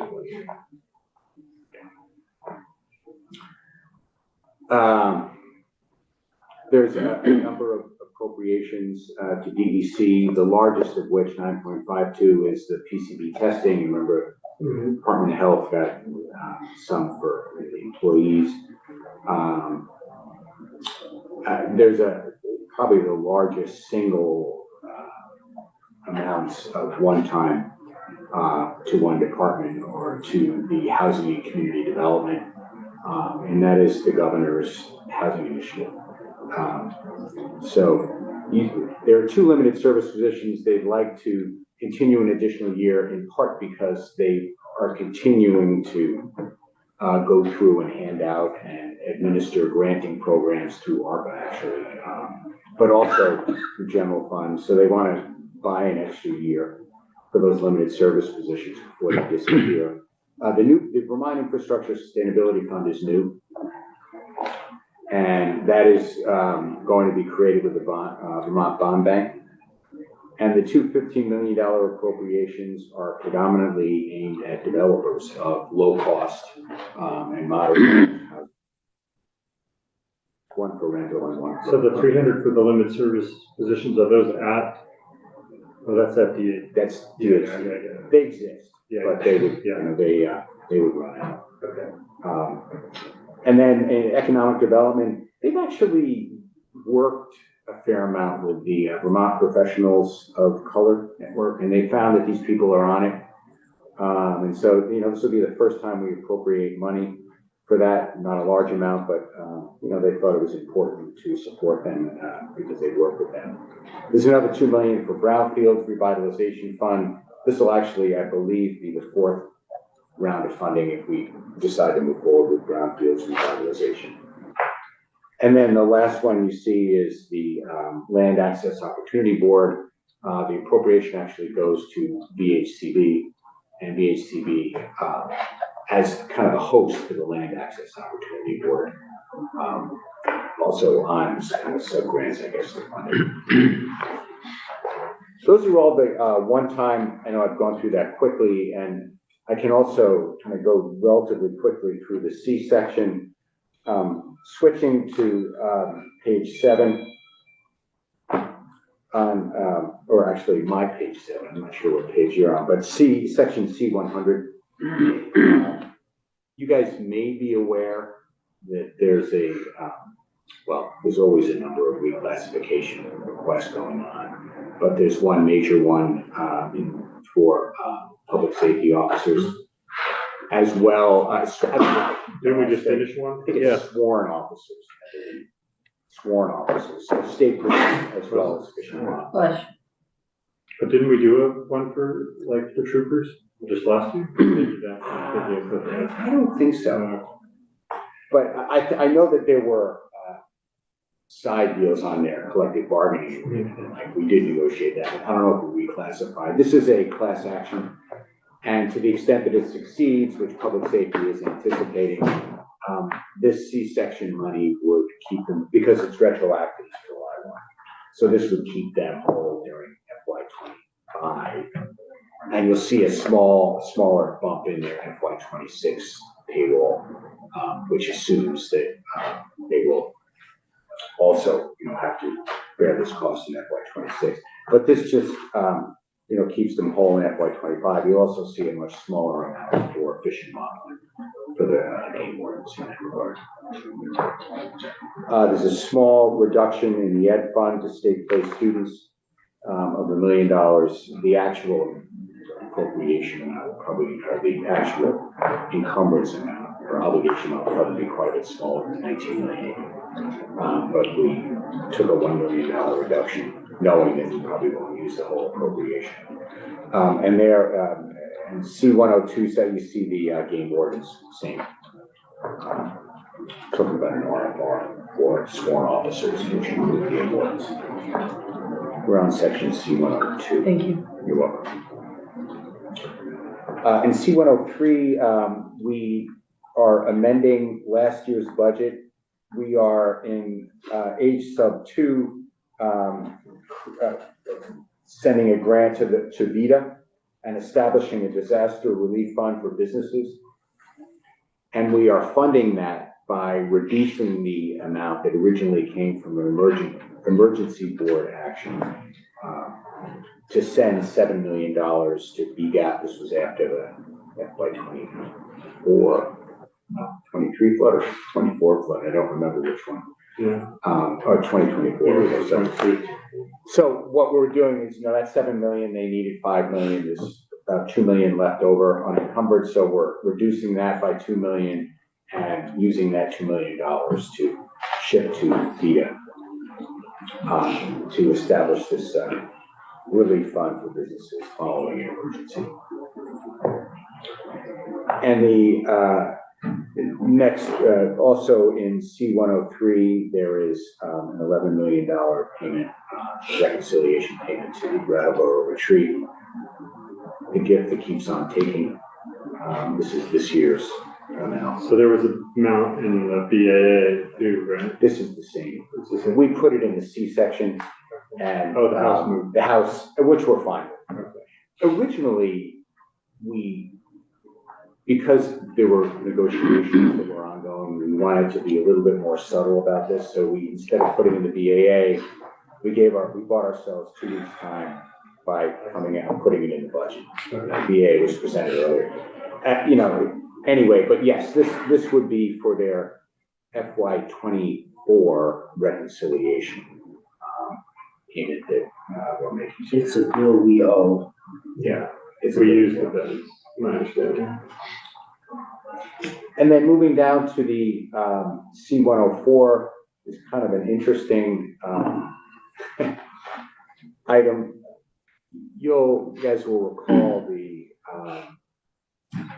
EB5 challenge that we had up in the Northeast Kingdom with JP. And you'll remember that the Attorney General settled with the settled the federal lawsuit. It was filed on behalf of any number of potential green card holders who had invested in this JP scheme.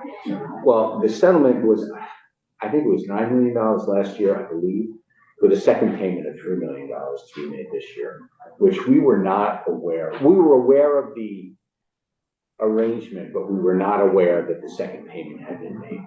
And it turns out the second payment had been made July 1. And we're making the payments from our state liability self-insurance fund. So that's a fund that insures the state. If you're walking outside and a pile of ice balls on your head, come from a state building, you slip and fall, that kind of thing. It's a liability fund. That fund receives funding each year by allocating out to departments. It's an internal service fund. And we didn't think that paying a federal award through the internal service funds was a good idea, because the internal service funds go out to all departments, and some departments pay with federal funds. You know, if you're... Didn't we do this in the VA? We moved the 5 million over? We did. But it has to be done. We're not doing this, but moving the 5 million. We were gonna move the 5 million in the VA, but this just is, well, or is it the same thing? So it's the same thing. Okay. And it's $3 million, but it's the same thing. We put this in the C section because, I mean, and this was actually our fault. You know, we would have done it in the BAA, but we were just not aware of it.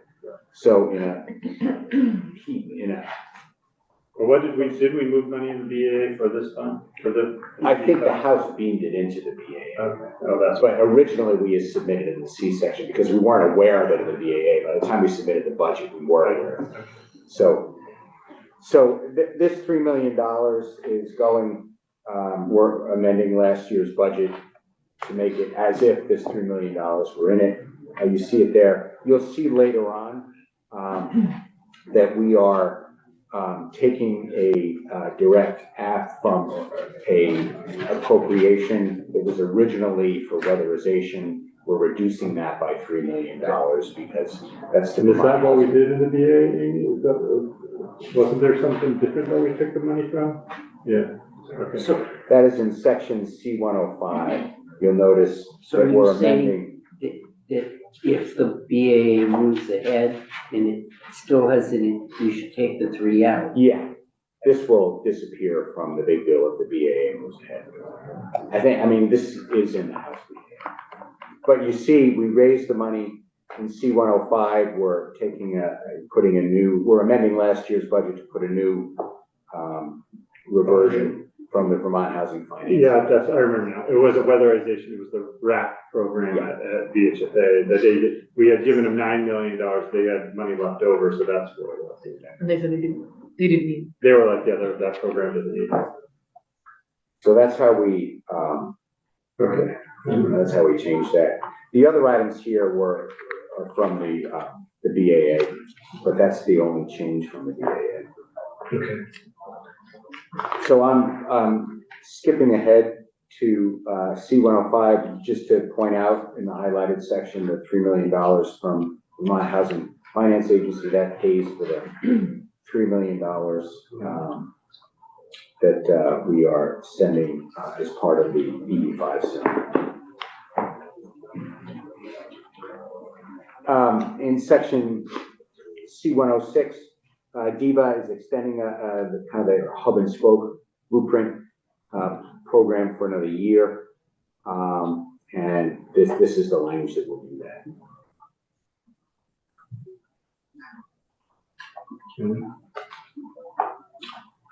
The property transfer tax allocations in D100, I guess the only color I would provide on that this year is that the HCB is getting their full statutory allocation, as is the Vermont Geographic Information Center and the municipal and regional planning commissions. We are, notwithstanding the statute that would send roughly $1.2 million, I think, to tax to administer current use because they don't need that. So I think they're using this year, I want to say about $800,000. So we're taking the rest, we're sending that to the general fund. In addition, the only other thing I'd point out is I've said that we're sending the statutory amounts to the municipal and regional planning commissions, but we're actually, at the request of ACCD, the total amount is the same, but ACCD is breaking it up differently than what statute would do.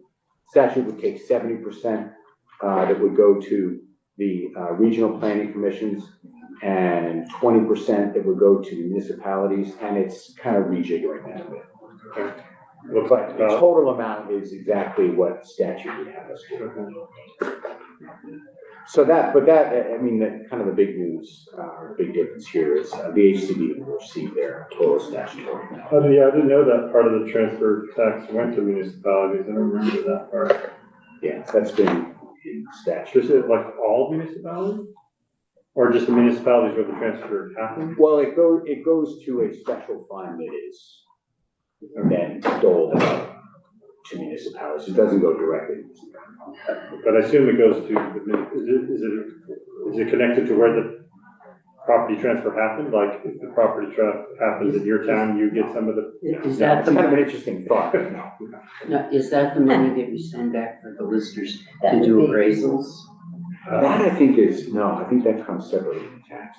That's I think a set appropriation from tax. But this 1.2 million isn't distributed around across all 250 towns. No, I think it goes to, I want to say it goes to a municipal planning commission special fund or something. Okay. But I'll follow up on this. It follows Yeah, it must something in be- 24 VSA 4306. Yeah, it must be either for planning or something like that. Maybe it's a subset of the regional planning force. We could take all the taxes So, generated and that's out of the and send property it back to you. transfer tax? I think So, the money for, listers comes out of the The roll property call. transfer tax. Really? yes. Yeah, so, But but that's an I'll follow up. allotment to each town each year that they get. And over a certain number of years, they took the average that they thought it would be between each reappraisal. And a town gets that amount. So, and that I think comes out of the property transfer tax, but I could be, I'm not gonna argue with the former tax commission. no, well, it's been a long time since that, so. These are different research projects, right? There are various fund transfers in D101, some of which I will highlight. There's the transfer to debt obligations, the 81 million. I would note that was 73 million last year. So that's moving up. There's also our regular That's because allocation to the cash fund. we may go up. It's not like something beyond our control. Right? Well, it We goes up issue when more we borrow. Yeah, when we borrow, it goes, the more we have outstanding, the more it goes up. But it's not like it's a trap. No, I just wanted to point out that it is higher than it has been. Because for a while there, what was going down? We were paying on, It was. that we had cash. And there was one year during COVID when we didn't borrow any money Right. at all, so that was helpful. Okay, I have a question. So I'm looking at the Information Technology Fund. Is that the Health Information Technology Fund that we're talking about? That's on letter F. It's $15 million being transferred out of. So That's that one. that is going to what we call the CIT fund, Computer Information Technology, that's overseen by ADS. And that is a mouthful. By that I mean, we're transferring money there because they, next year, and I think I had spoken about this when we presented the budget, but it was a while ago. So next year, they're gonna change their billing methodology. Okay. And this is a bridge payment to allow them to do that.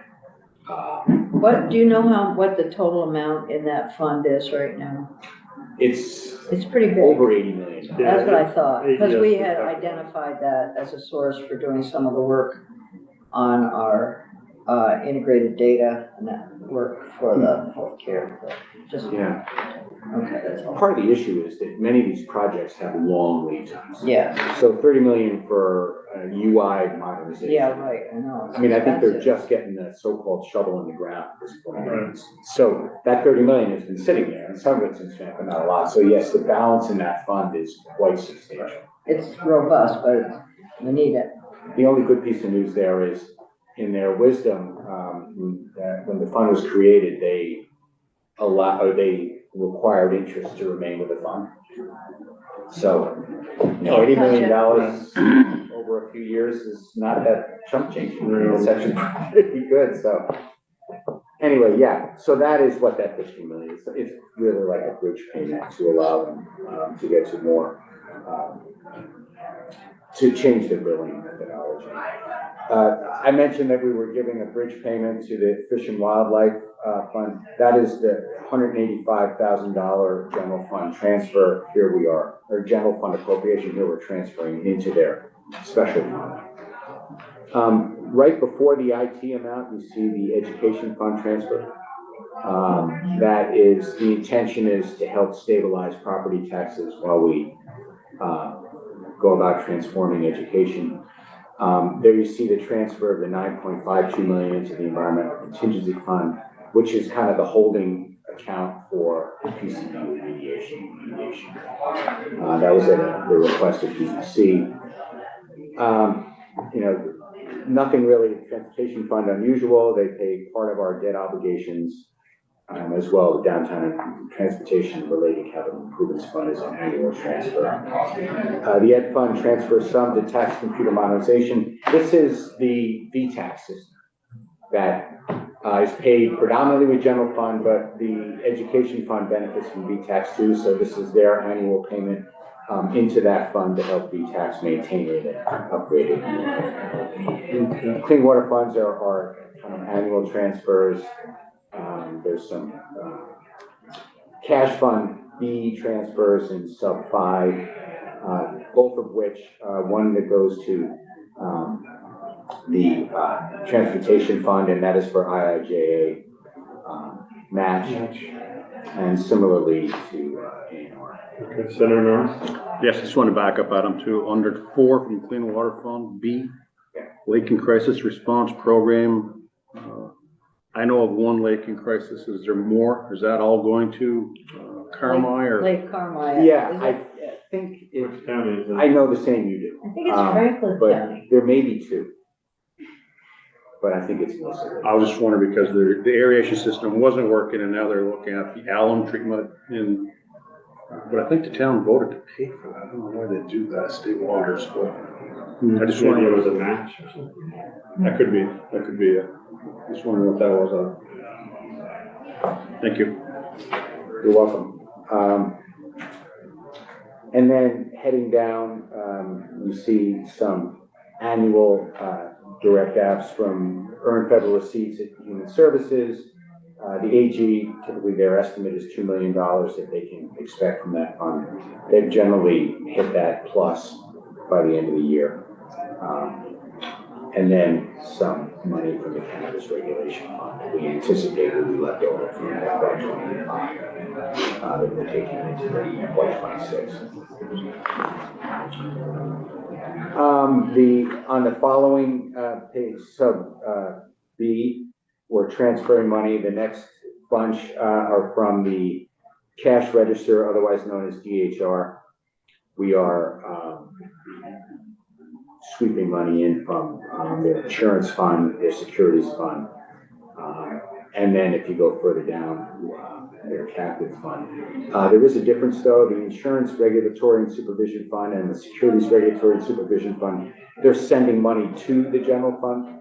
Of note, I would say that if you look at sub 2 there, the captive insurance regulatory and supervision fund is taking in money from the general fund, which is a bit of a oddity, and that is to say that the way that the captive construct is set up, like many, is that their fees and violation fines and fees would pay for the administration of captives, and it does not. No, it doesn't. So we're actually, over the years, we've taken increasingly larger amounts from the general fund to make them whole. This year it's about $1 million. Keep in mind, captives provide excise tax, so it's not like they're costing the state absolute money, but it's just interesting to note that the fees and fines that are supposed to administer captives are not sufficient. So it's actually a net down to the general fund. And then but that's after they've made quite a nice contribution to the general fund. Through excise tax. Yes.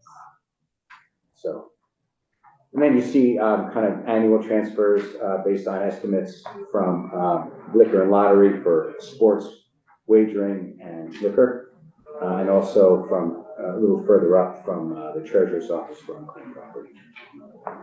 So those are annual amounts that we rely on in order to balance the fund. The only reversion of note is from your good people, the legislature, is reverting some. This is a little bit unusual. You rarely have a reversion that you anticipate. Usually you revert at the end of the year, but you know, it's the legislature. You can talk to any people. It'll be like it happens in fiscal year 26, but we'll revert it for I think it's 25. Yeah, I mean, that's the. Just kind of cleaning up the books. And then, in reserves, there We're are. reverting on 99 cents for the capital police. Capital police got really, Wow. It's that X-ray machine. they gave spent that money 99 down. cents and $39.10. If they got that close within their budget, like, congratulations, Right, that's yeah. impressive. In D103, those are standard contributions to reserves. The only two I would highlight is sub D and sub E. In sub D, you'll recall from the BAA that may or may not see the light of day, we had created a temporary reserve of a lot of money, $131 million. $131 million. And that we wanted to kind of fence off and then carry into FY26 to be used for various initiatives that you see in this bill. So in sub D, we're unreserving, which is the protocol for using. Right, so that's also an A. You're unreserving money from the stabilization reserve? No, from the temporary reserve that we created in the VA. Remember? But in A, you're doing the same thing, right? Yes. Doesn't that say you're unreserving, just because the general fund was lower, so That's therefore the correct. percentage is lower? That's correct. So we're calling it unreserving, not, but it's like a transfer. Yes, Sort of. but the language is unreserved. Yes. Lowering that. So we don't have to Also- put any new money. Usually, if it increases, yeah, okay, better line. It's also So you've true in the case unreserved law. 130 something. Yeah. And has it already been spoken for in this In this, budget? yeah. So it's all through here. You didn't just leave it, It's not, 130 you million? didn't just leave it for us to do what you We're needed trying to make your job as hard as possible. Darn, okay. I would also note, that unusually, there's a small unreserving or transfer from the Human Services Caseload Reserve, which is entirely statutory. That's not something we've done. We're not taking money there purposely. So D unreserves the amount that we carried forward from the BAA. And then in E, we are providing the amounts.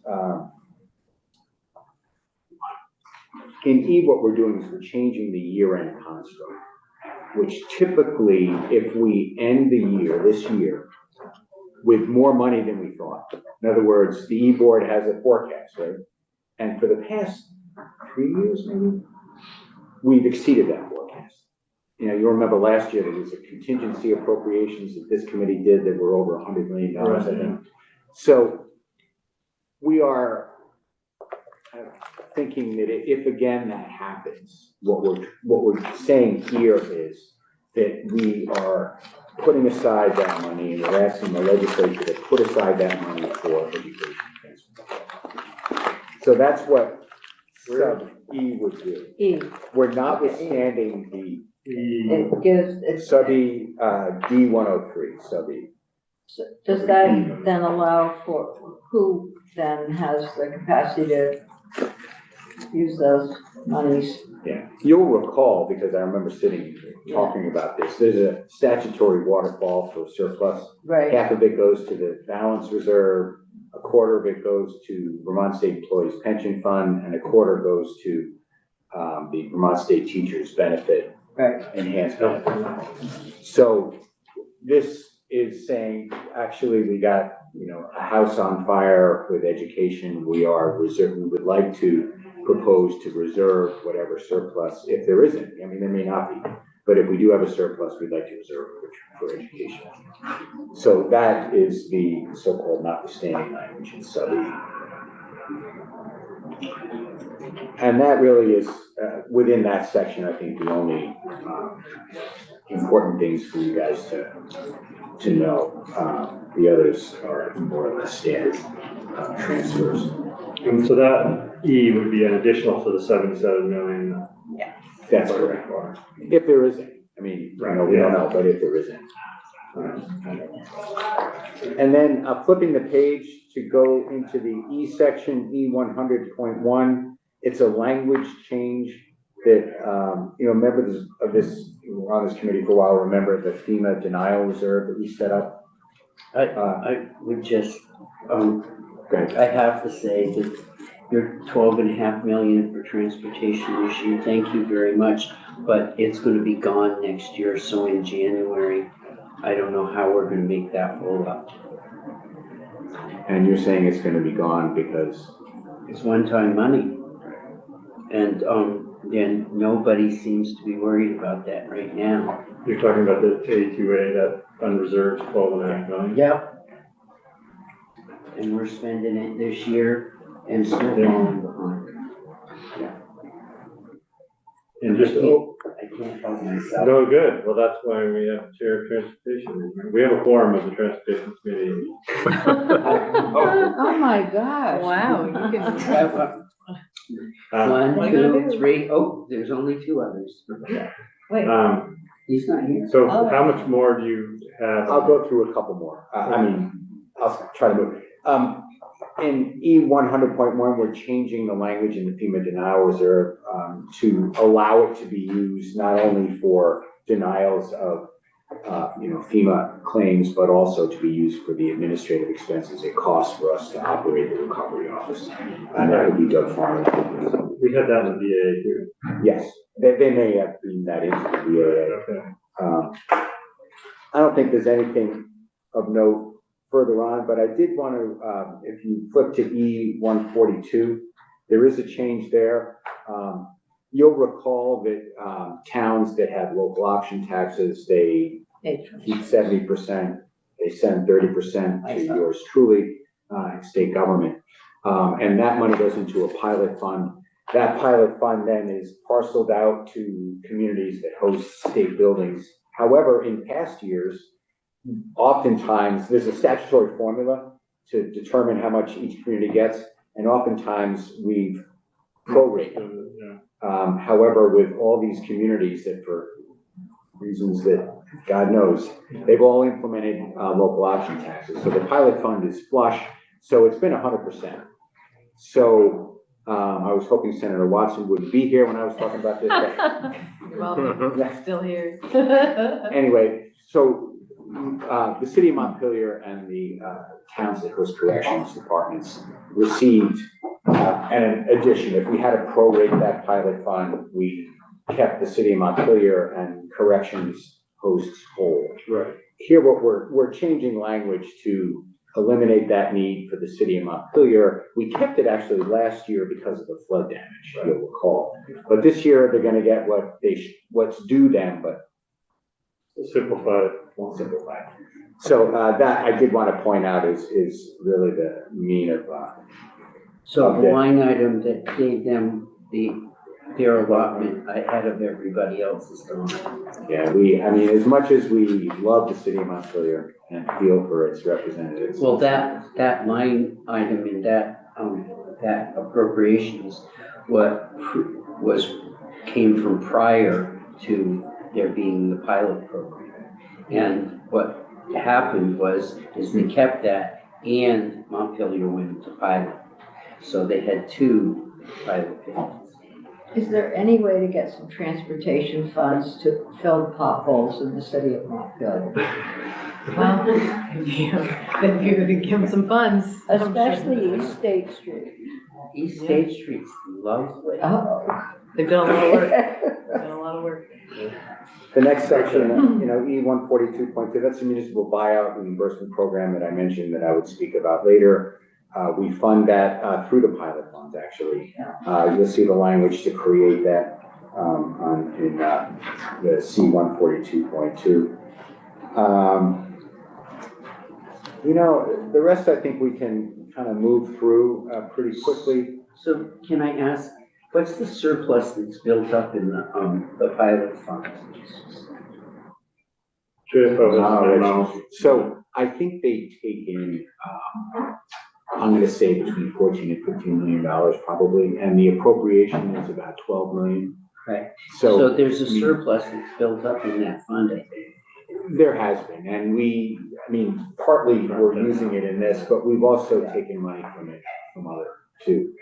Much to tax. It would be nice to know where that is. Yeah, That might Chris be, Roop did a memo on that might be a possibility. somebody did. Someday. Somebody, maybe it was Patrick. Somebody did. Kind of skipping forward to section 312.2 on my page 31, executive branch positions. We're just changing, the Department of Health Equity has found its forever home at the Department of Health. That position was created to be an agency of administration employee. We're just changing the statute to make it a Department of Health employee. I think you're probably aware of that. There is the creation of a substance misuse prevention special fund. This kind of gives comfort to the Department of Health and the governor's liaison, Monica Hutt, that the 30% of cannabis revenue that's supposed to go to substance misuse, it will go into this special fund. So we're just creating that. And by doing that, we're also abolishing a bunch of language that is no longer necessary if we have a special fund to receive the money directly. So that's why you see a lot of crossouts there.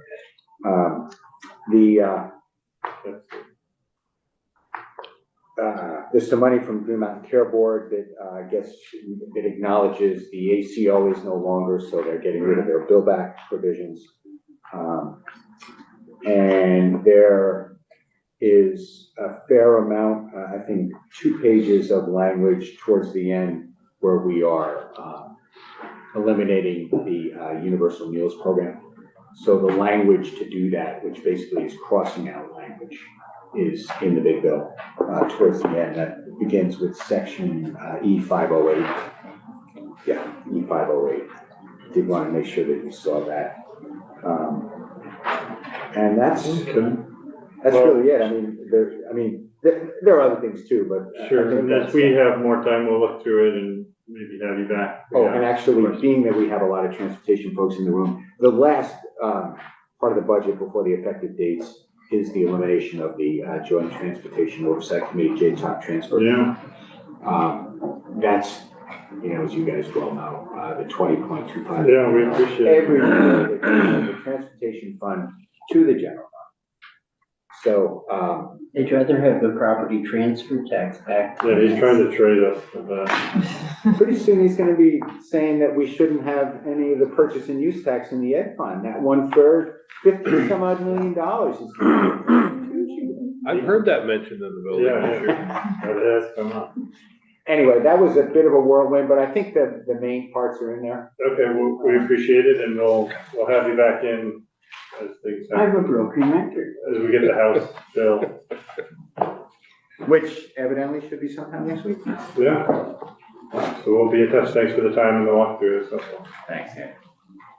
Okay, we are gonna slide right into the broadband board.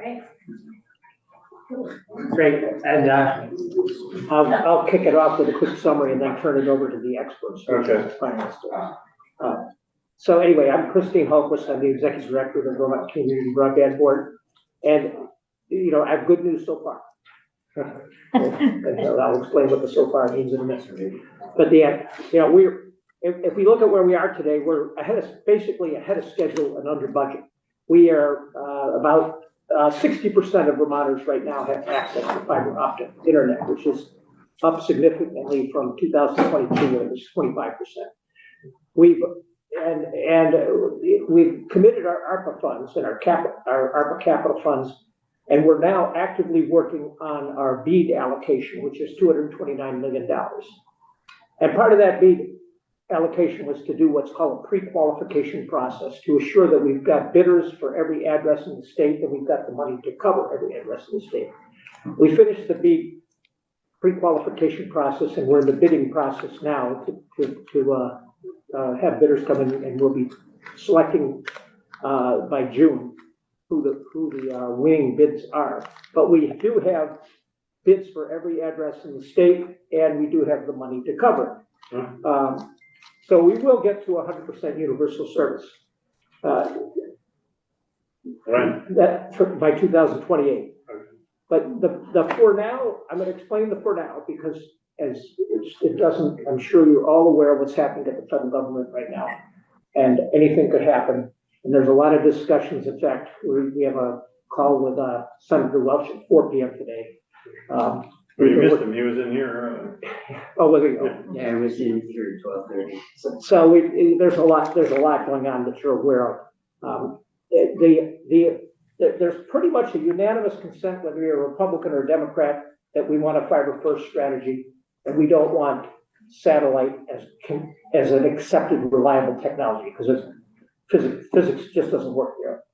But that is the big discussion going on, and I work closely with the other 50 state broadband leaders plus 6 territories, and it's pretty unanimous our position. So we're hoping we get through this rough period without major changes. Maybe even we'll get some reduced permitting and go faster. But we are in a challenging time, but we have not changed our direction at all. We continue to stay focused on our schedule, and all this noise is outside noise. Okay. So I'll turn it over to Christina. So as long as the feds don't muck with it, you're still on this by 2028, 100%. Yeah. Great. We have till 2032, but our goal is 2028. Okay, very great. Great. Thank you. Christina Sweet, Vermont Community Broadband Board, Director of Compliance, and joined by my colleague JB Lazud, Finance Manager at Public Service Department. I'll go ahead and share. So I think Christine really hit our high points. I'll just change this to full screen.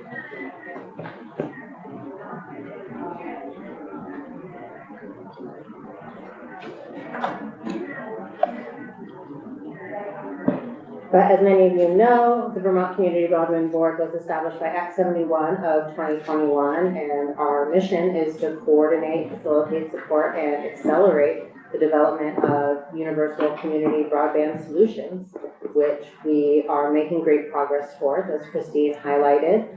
A big part of our mission is to assist the Vermont Communication Union districts throughout the state in carrying out their broadband construction projects. To date, we have obligated all of our ARPA state fiscal local recovery funds, that was $150 million, to broadband construction and pre-construction projects, which are basically covering the administrative costs to create and set up and operate the communications union districts. And we have obligated around 88 million of our 95 million in ARPA capital projects fund dollars as well. As Christine also highlighted, we are currently in the middle of our selection process for the Broadband Equity Access and Development, or BEAD program. That is open to any entity. So while we expect that many of our applicants will be communications union districts, it's open to any internet service provider to apply. And we will be making our selections later this year for our allocation within our 229 million will be around 214 million to fund those broadband infrastructure projects around the state and get us to 100% universal broadband. Our other major program is our digital equity, which we're also now calling digital empowerment program. And we recently received a $5.3 million digital equity capacity grant from the National Telecommunications and Information Administration to implement digital equity programming around the state.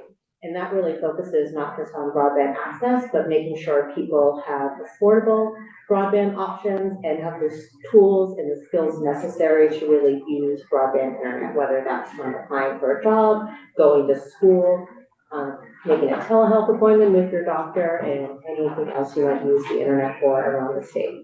we're really excited about that. We have a program question, as well. Senator Lyons. Yes. Yeah, so I'm just going back to the BEAD program and looking at the application process. And so you mentioned the changes at the federal level. Have there been changes to that application process or the availability of So funds? far, we have not. had any. Guidelines? So far, so good. So far, so good. We may, we're expecting that we may receive some, guidance on how we allocate funds, but we haven't yet. And our federal program officer has made it very clear that we should proceed according to our plans that the National Telecommunications and Information Administration have approved. Anything else you want to add to that? I think that's well said. Great. Okay. And now I will pass it off to JD Review to talk about our actual budget, and I can go ahead and Yeah, why don't you do one? advance the slides. Yeah. Yeah, and you don't have to go through line by line of these ups and downs, but anything that's, worthy of a highlight. Great, I think, between our USF funds and our federal funding, there's not very many changes from And last that's, year. the headings aren't on this chart. So Yeah, the headings didn't make it on this one. I'm sorry, the first column, is the USF, the Universal Service Fund fees. And the second column is federal. Is the federal. Okay. Yeah, that's right. The main change from last year is that we're asking for spending authority on, 40 million federal dollars in preparation for the BEAD and the DE grants. Other than that, it's all pretty status quo and not very many changes from this, former fiscal year. Is there any specific questions that I can run anyone through? Radius. Great. Yeah.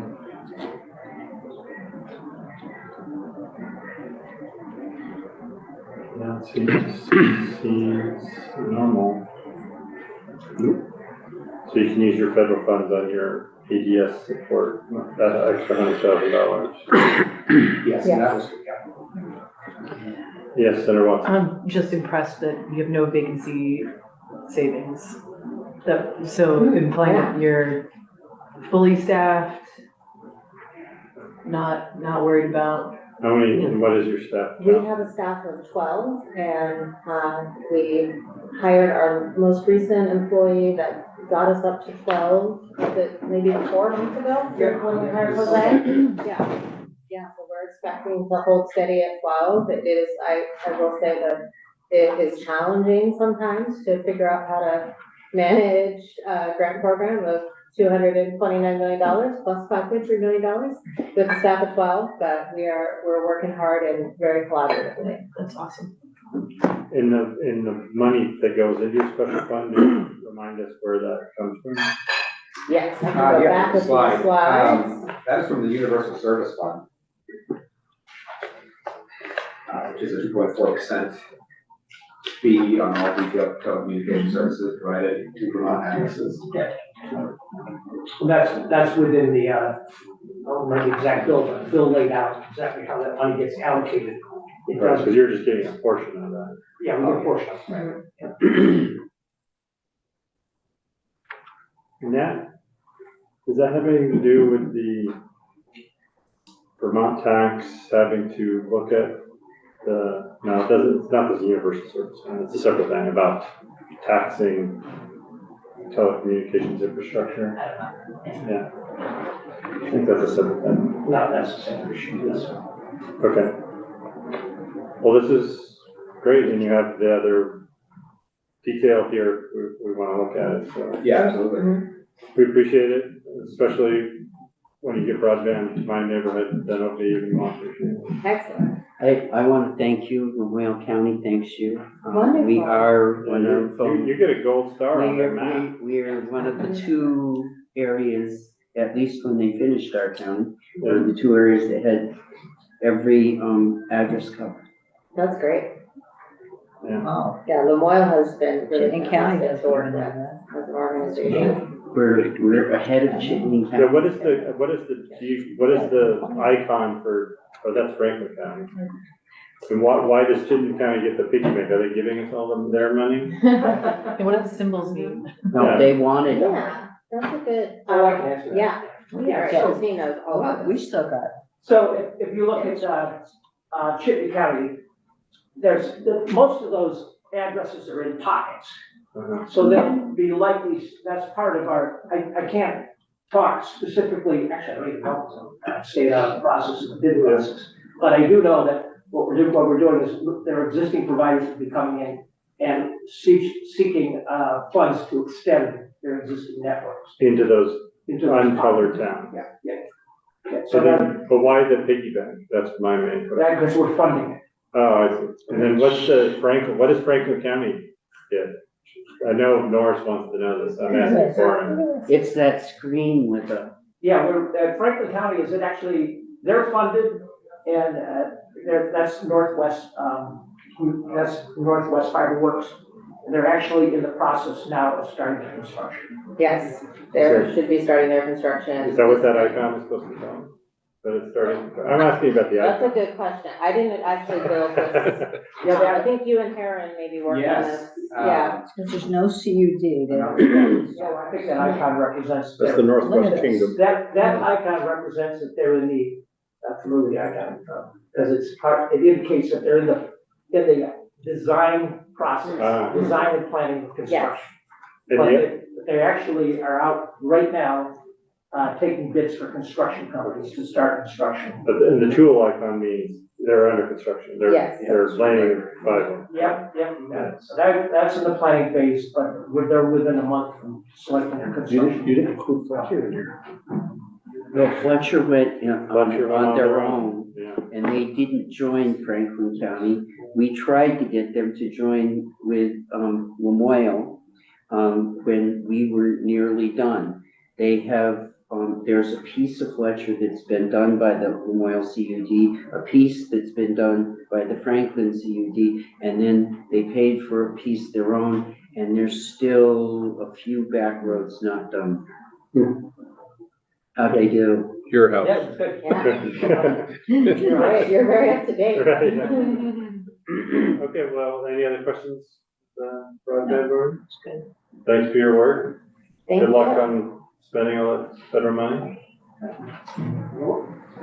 Thank you very much. Yeah, I think your work is harder now. so, It's gonna take long. Dr. Siegel, do you want to do your, 57 pages. that, whatever that was, West 122? It shouldn't take any. We'll do that first. Could I get a Zoom link? Okay, thank you.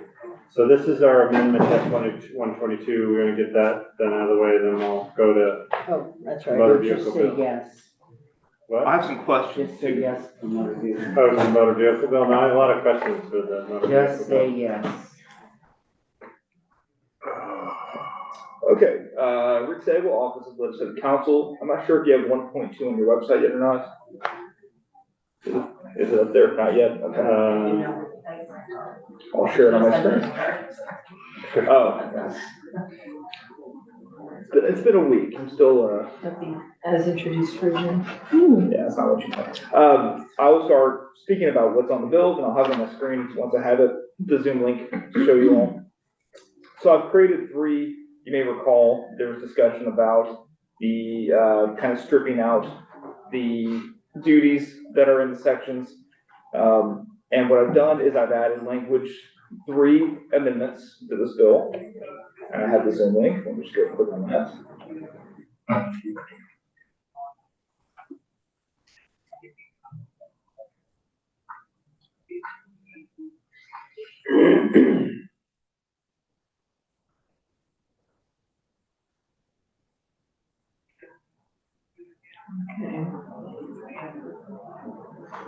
Okay. All right. There we go. Thank you for your patience. So this is a draft 1.2 of the committee amendments. So I'll show you all the introduced version here in a second if we need to go over what we're changing. But I'm adding a new section, 10A, which reads, the duty to implement sections 2 through 5 of this act is contingent upon an appropriation in fiscal year 2026 from the general fund for the specific purposes described in the act. So section 1, if you remember, is that downtown tax credit. That's not necessarily an appropriation. I talked to Amy about that, and I talked to Pat about it, and I'm not sure if you wanted that. That's also in statute.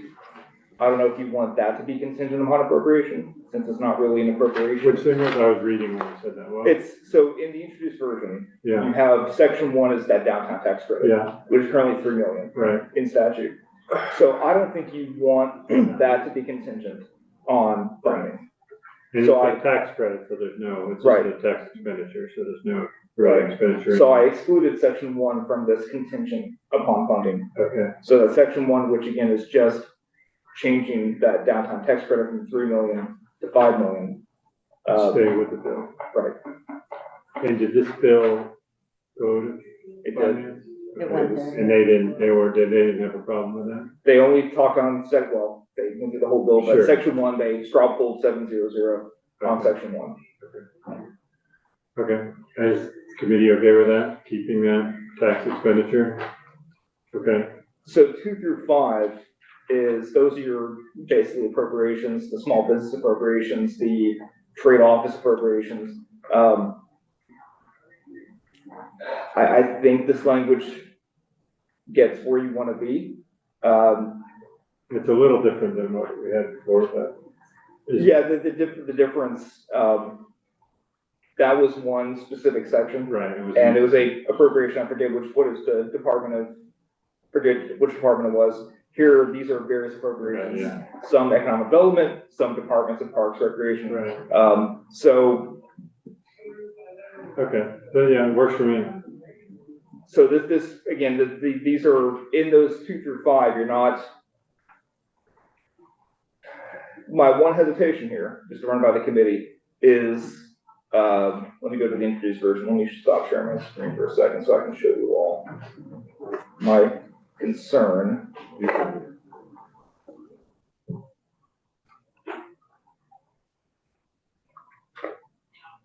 So this is 122 introduced version. And for example, this is section 2C. It's an appropriation of 688. 388 is currently in the governor's budget. So I just want to be sure you're all aware, presumably this would be appropriated. Well, I think the issue remains whether it's in the governor's recommend or not, because that'll be part of the budget construct at the end. So I think that's fine. Okay. The other 2 instances are those per diems, and I wanted to run this by you too because the more I thought about it.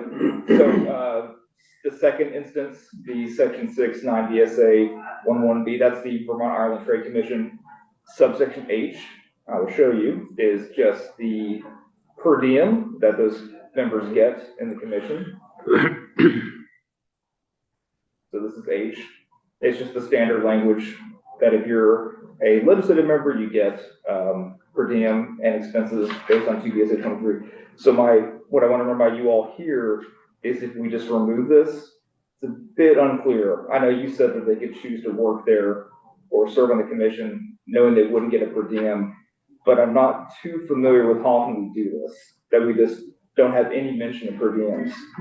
So my concern is that a member that decides to serve on this commission, the law is silent as to per diems. Would that member just assume that he or she is going to get a per diem? So you're striking out section H. 1, 2, 3, right? Oh, 1, 2, 3. So the H is, G is still there, so it creates just doesn't talk about the meetings. Yeah, G, and this is the unique thing with this one, there was a request that commission be able to raise funds externally. Yeah. And so I think that works. So the members wouldn't be paid through that fund. That would just be for expenses, renting out a room, those kind of things. Right. But H would be just for the members. Striking H just works for me, I think. Okay. And then same thing with the third instance on the amendments. Section 10 is the task force for the convention center and performance venue. Exact same language. Subsection G provides per diems for these members. My same concern, would someone assume they're going to get paid and then not get paid? Right. I think that's a very logical way to do it.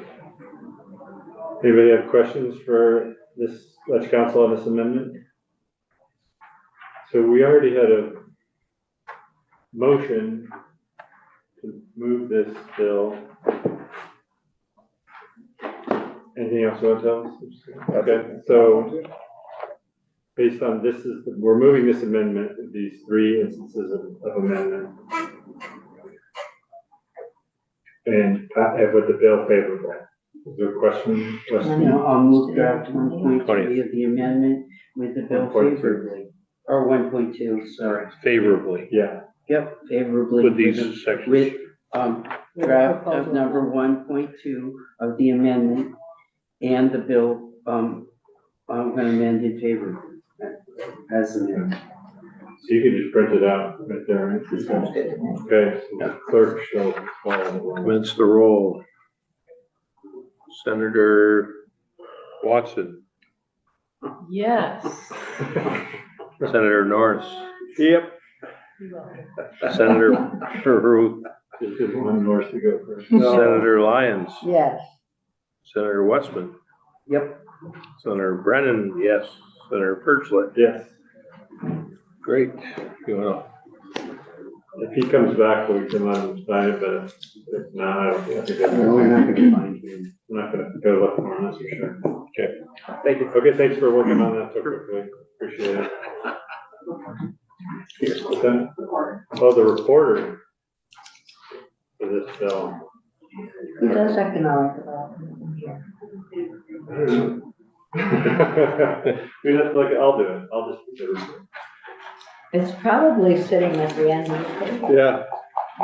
Yeah, yeah, we should make him, because he's not here. Why not? Yeah, well, that's what you did to me. Yeah. I'm gonna I'll get second up that. and say in 56, this is the, from, as far as I'm Give concerned, it to from me too. appropriations, That's what it this is like Mikey. Let Mikey do it. Okay, Do you remember Yeah. the cereal commercial? Really anything. And Mikey. Mikey likes it. okay. So now we're gonna move to S-123, motor vehicle. Miscellaneous, this is the miscellaneous motor vehicle bill, isn't it? So, Yes, point of order, yes. have we cleared up the reporter of this bill? Yeah, I'll do it. You do it? It's hard to make the pro. Put down the perch. Why is it hard to make the pro tem do it? But I'd make He's you the do it. pro temp. I'd make you do it anyway. Okay, we'll make him, we'll make him do something. Okay. Who's the reporter of this crazy bill? S-123. You want me to run through it? I'll Yeah, do it. well, three of us know what it is, but you might want to tell the other members of the committee. Well, there's a lot of nothing in here, just little wordies here and there. Little word. Little wordies here and there, and the commissioner's here, and he doesn't need to, bore you with all of that.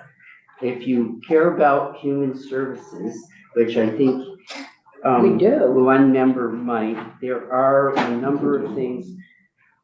Probably the largest thing in here that costs money, and, the agency made this as a proposal, and I'll give them credit for that, but yet they didn't include it within their calculations of their budget, so they've never given us the corresponding cuts to go along with it. But in section 8, what you will find is a fee, and we reduce the operator's license fees for individuals receiving SSI or SSDI. Ooh, that's nice. So that is, I think, about a $300-something-thousand item. It also waives license and motorcycle endorsements for individuals under 23 who are transitioning out of foster care. Section 9 of the bill deals with kids in foster care under the age of 23 and waives the learner's permit fee. So if you're in DCF custody, it waives that fee.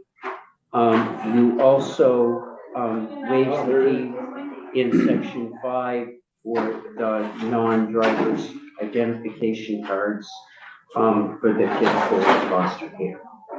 Those are actually that pocket of things, but particularly the SSDI, were the things that, in revenue took out that, the finance committee would.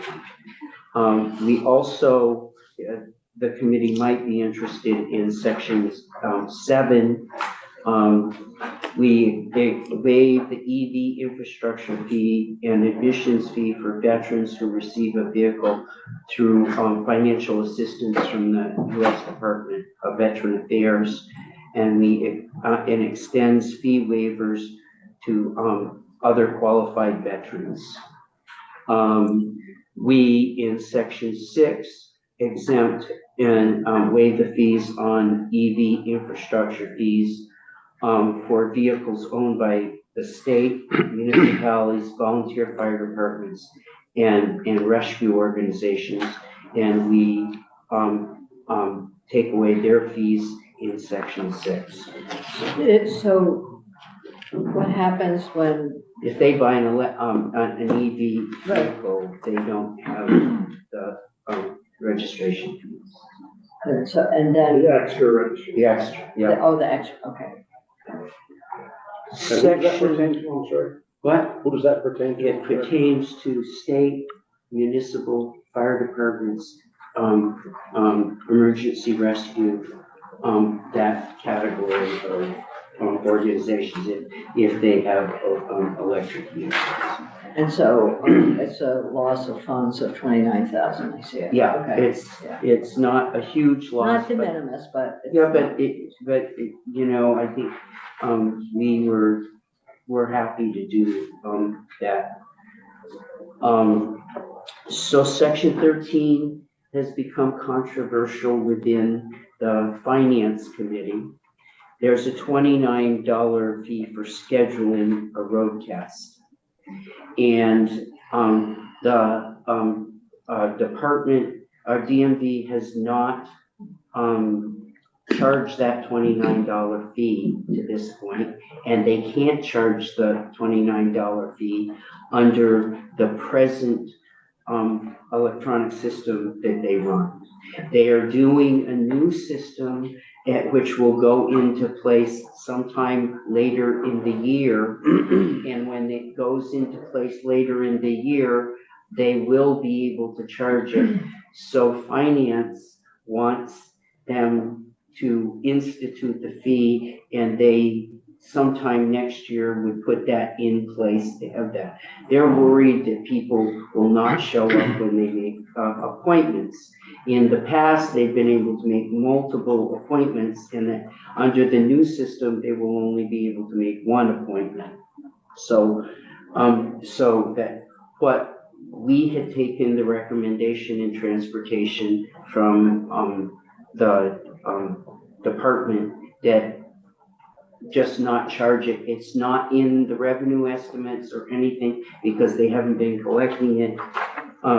That will be an amendment from the finance committee.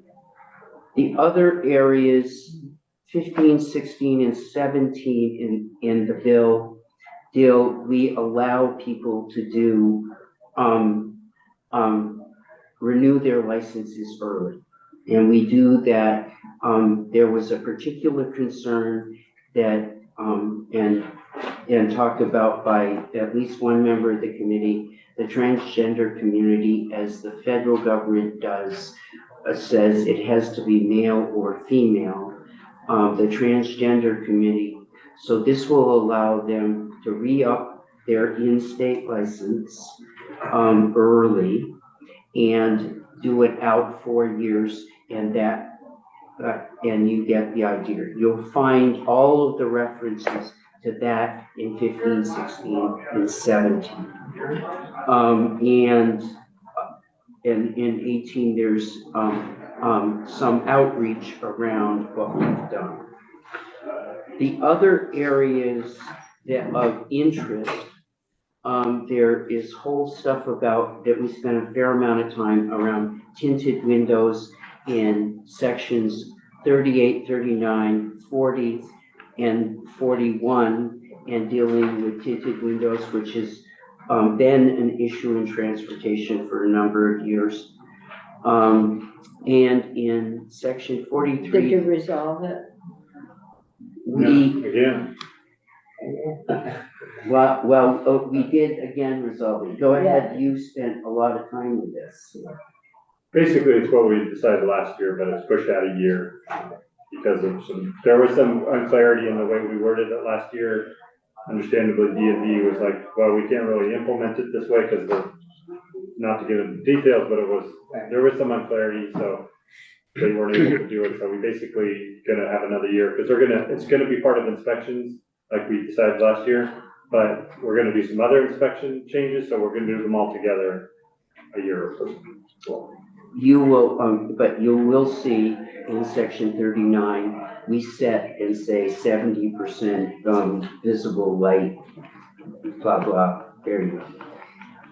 And gives you a definition. In section 43, there's quite a lot of concern about purchase and use tax when you purchase particularly a secondhand vehicle and what the blue book charge is versus what so we, and that issue was raised, and we do have a bill with 19 sponsors from our 19 people that have signed on in the Senate in transportation about eliminating inspections on new vehicles. And so we asked the department to come back with a study next year. Those are the highlights. No members of the General Assembly on. No members of the General Assembly, because we have at least one member that sits on appropriations as chair, and he said no. And I think the total cost of this to the T fund is around $350. There is a slight cost there, and so it's around $350, give or take. Logan's here and he can give you details on that. And we had pretty good staff that help us with this bill from Ledge Council. He was there most of the time, except when he was late delivering his kids. In the joint fiscal note is on our website if you want to look at it. It was 353. I'll move the bill. Okay. I'll move the bill. Does our pretty good Ledge Council want to correct anything that the reporter said? Maybe that blah, blah, blah part, is that accurate? Second blah, not so much. Yeah, it was, I think we're good here. I'm happy to add more detail if you want it, but. If you want to be bored. It's, yes, visible light transmission. So. Visible light transmission. Yeah. I sent it right. Don't we take all the money out of this, Bill? I mean, this is. We don't have any money. We don't appropriate. I think we should be taking all this money out. Wow. There's a loss of revenue. You're gonna get the chicken going. Yeah. That's where the piggy bank is. That's where the piggy bank is, believe it or not. I think we got a motion to move this thing. Okay, any questions? We do have the Commissioner of DMV intercalling here. Yeah, anybody got any questions? We have question about your registration. No, let's So you go. took someone. Okay. No questions? You're gonna vote no, because. So, you don't want the bill, we have a motion to move Do the you bill want to charge favorably. people on SSI for their license? Oh, my, heartless. You want the pro tem to present this on the floor? You put me in a corner. Yeah, I think he'd be great. I'd probably get overly technical, so it's probably better for you. Okay, so the clerk shall call the roll. All right, back to Senator Norris. Yep. Senator Watson. Yes. Senator Baruch. Yes. Senator Lyons. Yes. Senator Westman. Yep. Senator Brennan. Yes. Senator Perchlik. Yes. Great. You What? gonna report it? You want me to do both? I'm gonna report to Bill algebra. You did a great job in here, I mean. Yeah, Pretty good. Especially the blah, blah, blah. There's nothing Yeah. heavy lift. There's not a heavy At lift least here. 7 of us will know what he means, Yeah. when it says it on the. There's some wordy. Little worries, don't worry. Okay. Second bill of the day. Third bill. Thanks, you did great work. Thank you. Thank you. 18. Huh? Oh, yeah. So, our fourth bill Morning. today is S18. More doulas? Oh, More. Doula adjacent. excellent. Hello, everyone. Thank you for having me again today, 2 days in a row. I appreciate your attention to this bill. S18 is a bill that contemplates having birthing centers or freestanding birth centers, I should say, in the state of Vermont. A birth center, a freestanding birth center is a birth center, a center where one can give birth that is not a hospital and not a home. It sits in a place in between. It is usually owned and operated by a midwife or a certified midwife, sometimes by an OBGYN, but it is something that gives folks options when it comes to giving birth. And all of our neighboring states have birth centers, freestanding birth centers. We are one of only 8 states in the country that don't. And it would be a great thing for Vermont to have this. The fiscal note, which I'm sure you're interested in, points to no impact on the state, because really what this is going to do is lower the cost of births and lower the amount that we're spending on Medicaid. Why are we getting? There is a fee. I don't know. Did Good question. this go to finance? It did go to finance. We passed it out 700. But I know that the secretary wanted to come in here. Maybe we can ask joint fiscal office who did the fiscal note. Oh, he's here right It now. does contemplate Medicaid, but it. Do you know why appropriation has S18? No. But, for the record, no language joint fiscal office. It's not, there has been a history, I think, whenever there's anything that has even a state plan amendment around Medicaid, anything that touches Medicaid has traditionally wound up here. I remember I'm the previous chair, and maybe it's because it was traditionally the other previous chair, I'm not sure. But I do feel like I've been here multiple times testifying that it may need a state plan amendment that has no appropriation. So does this, like the doula bill, does this ask for a state plan amendment? Yes. Yes, It does. yes.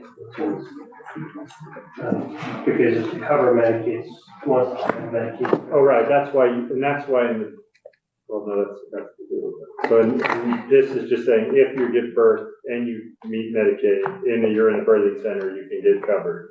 Which would be covered in a hospital, we're just saying you're also gonna be covered in.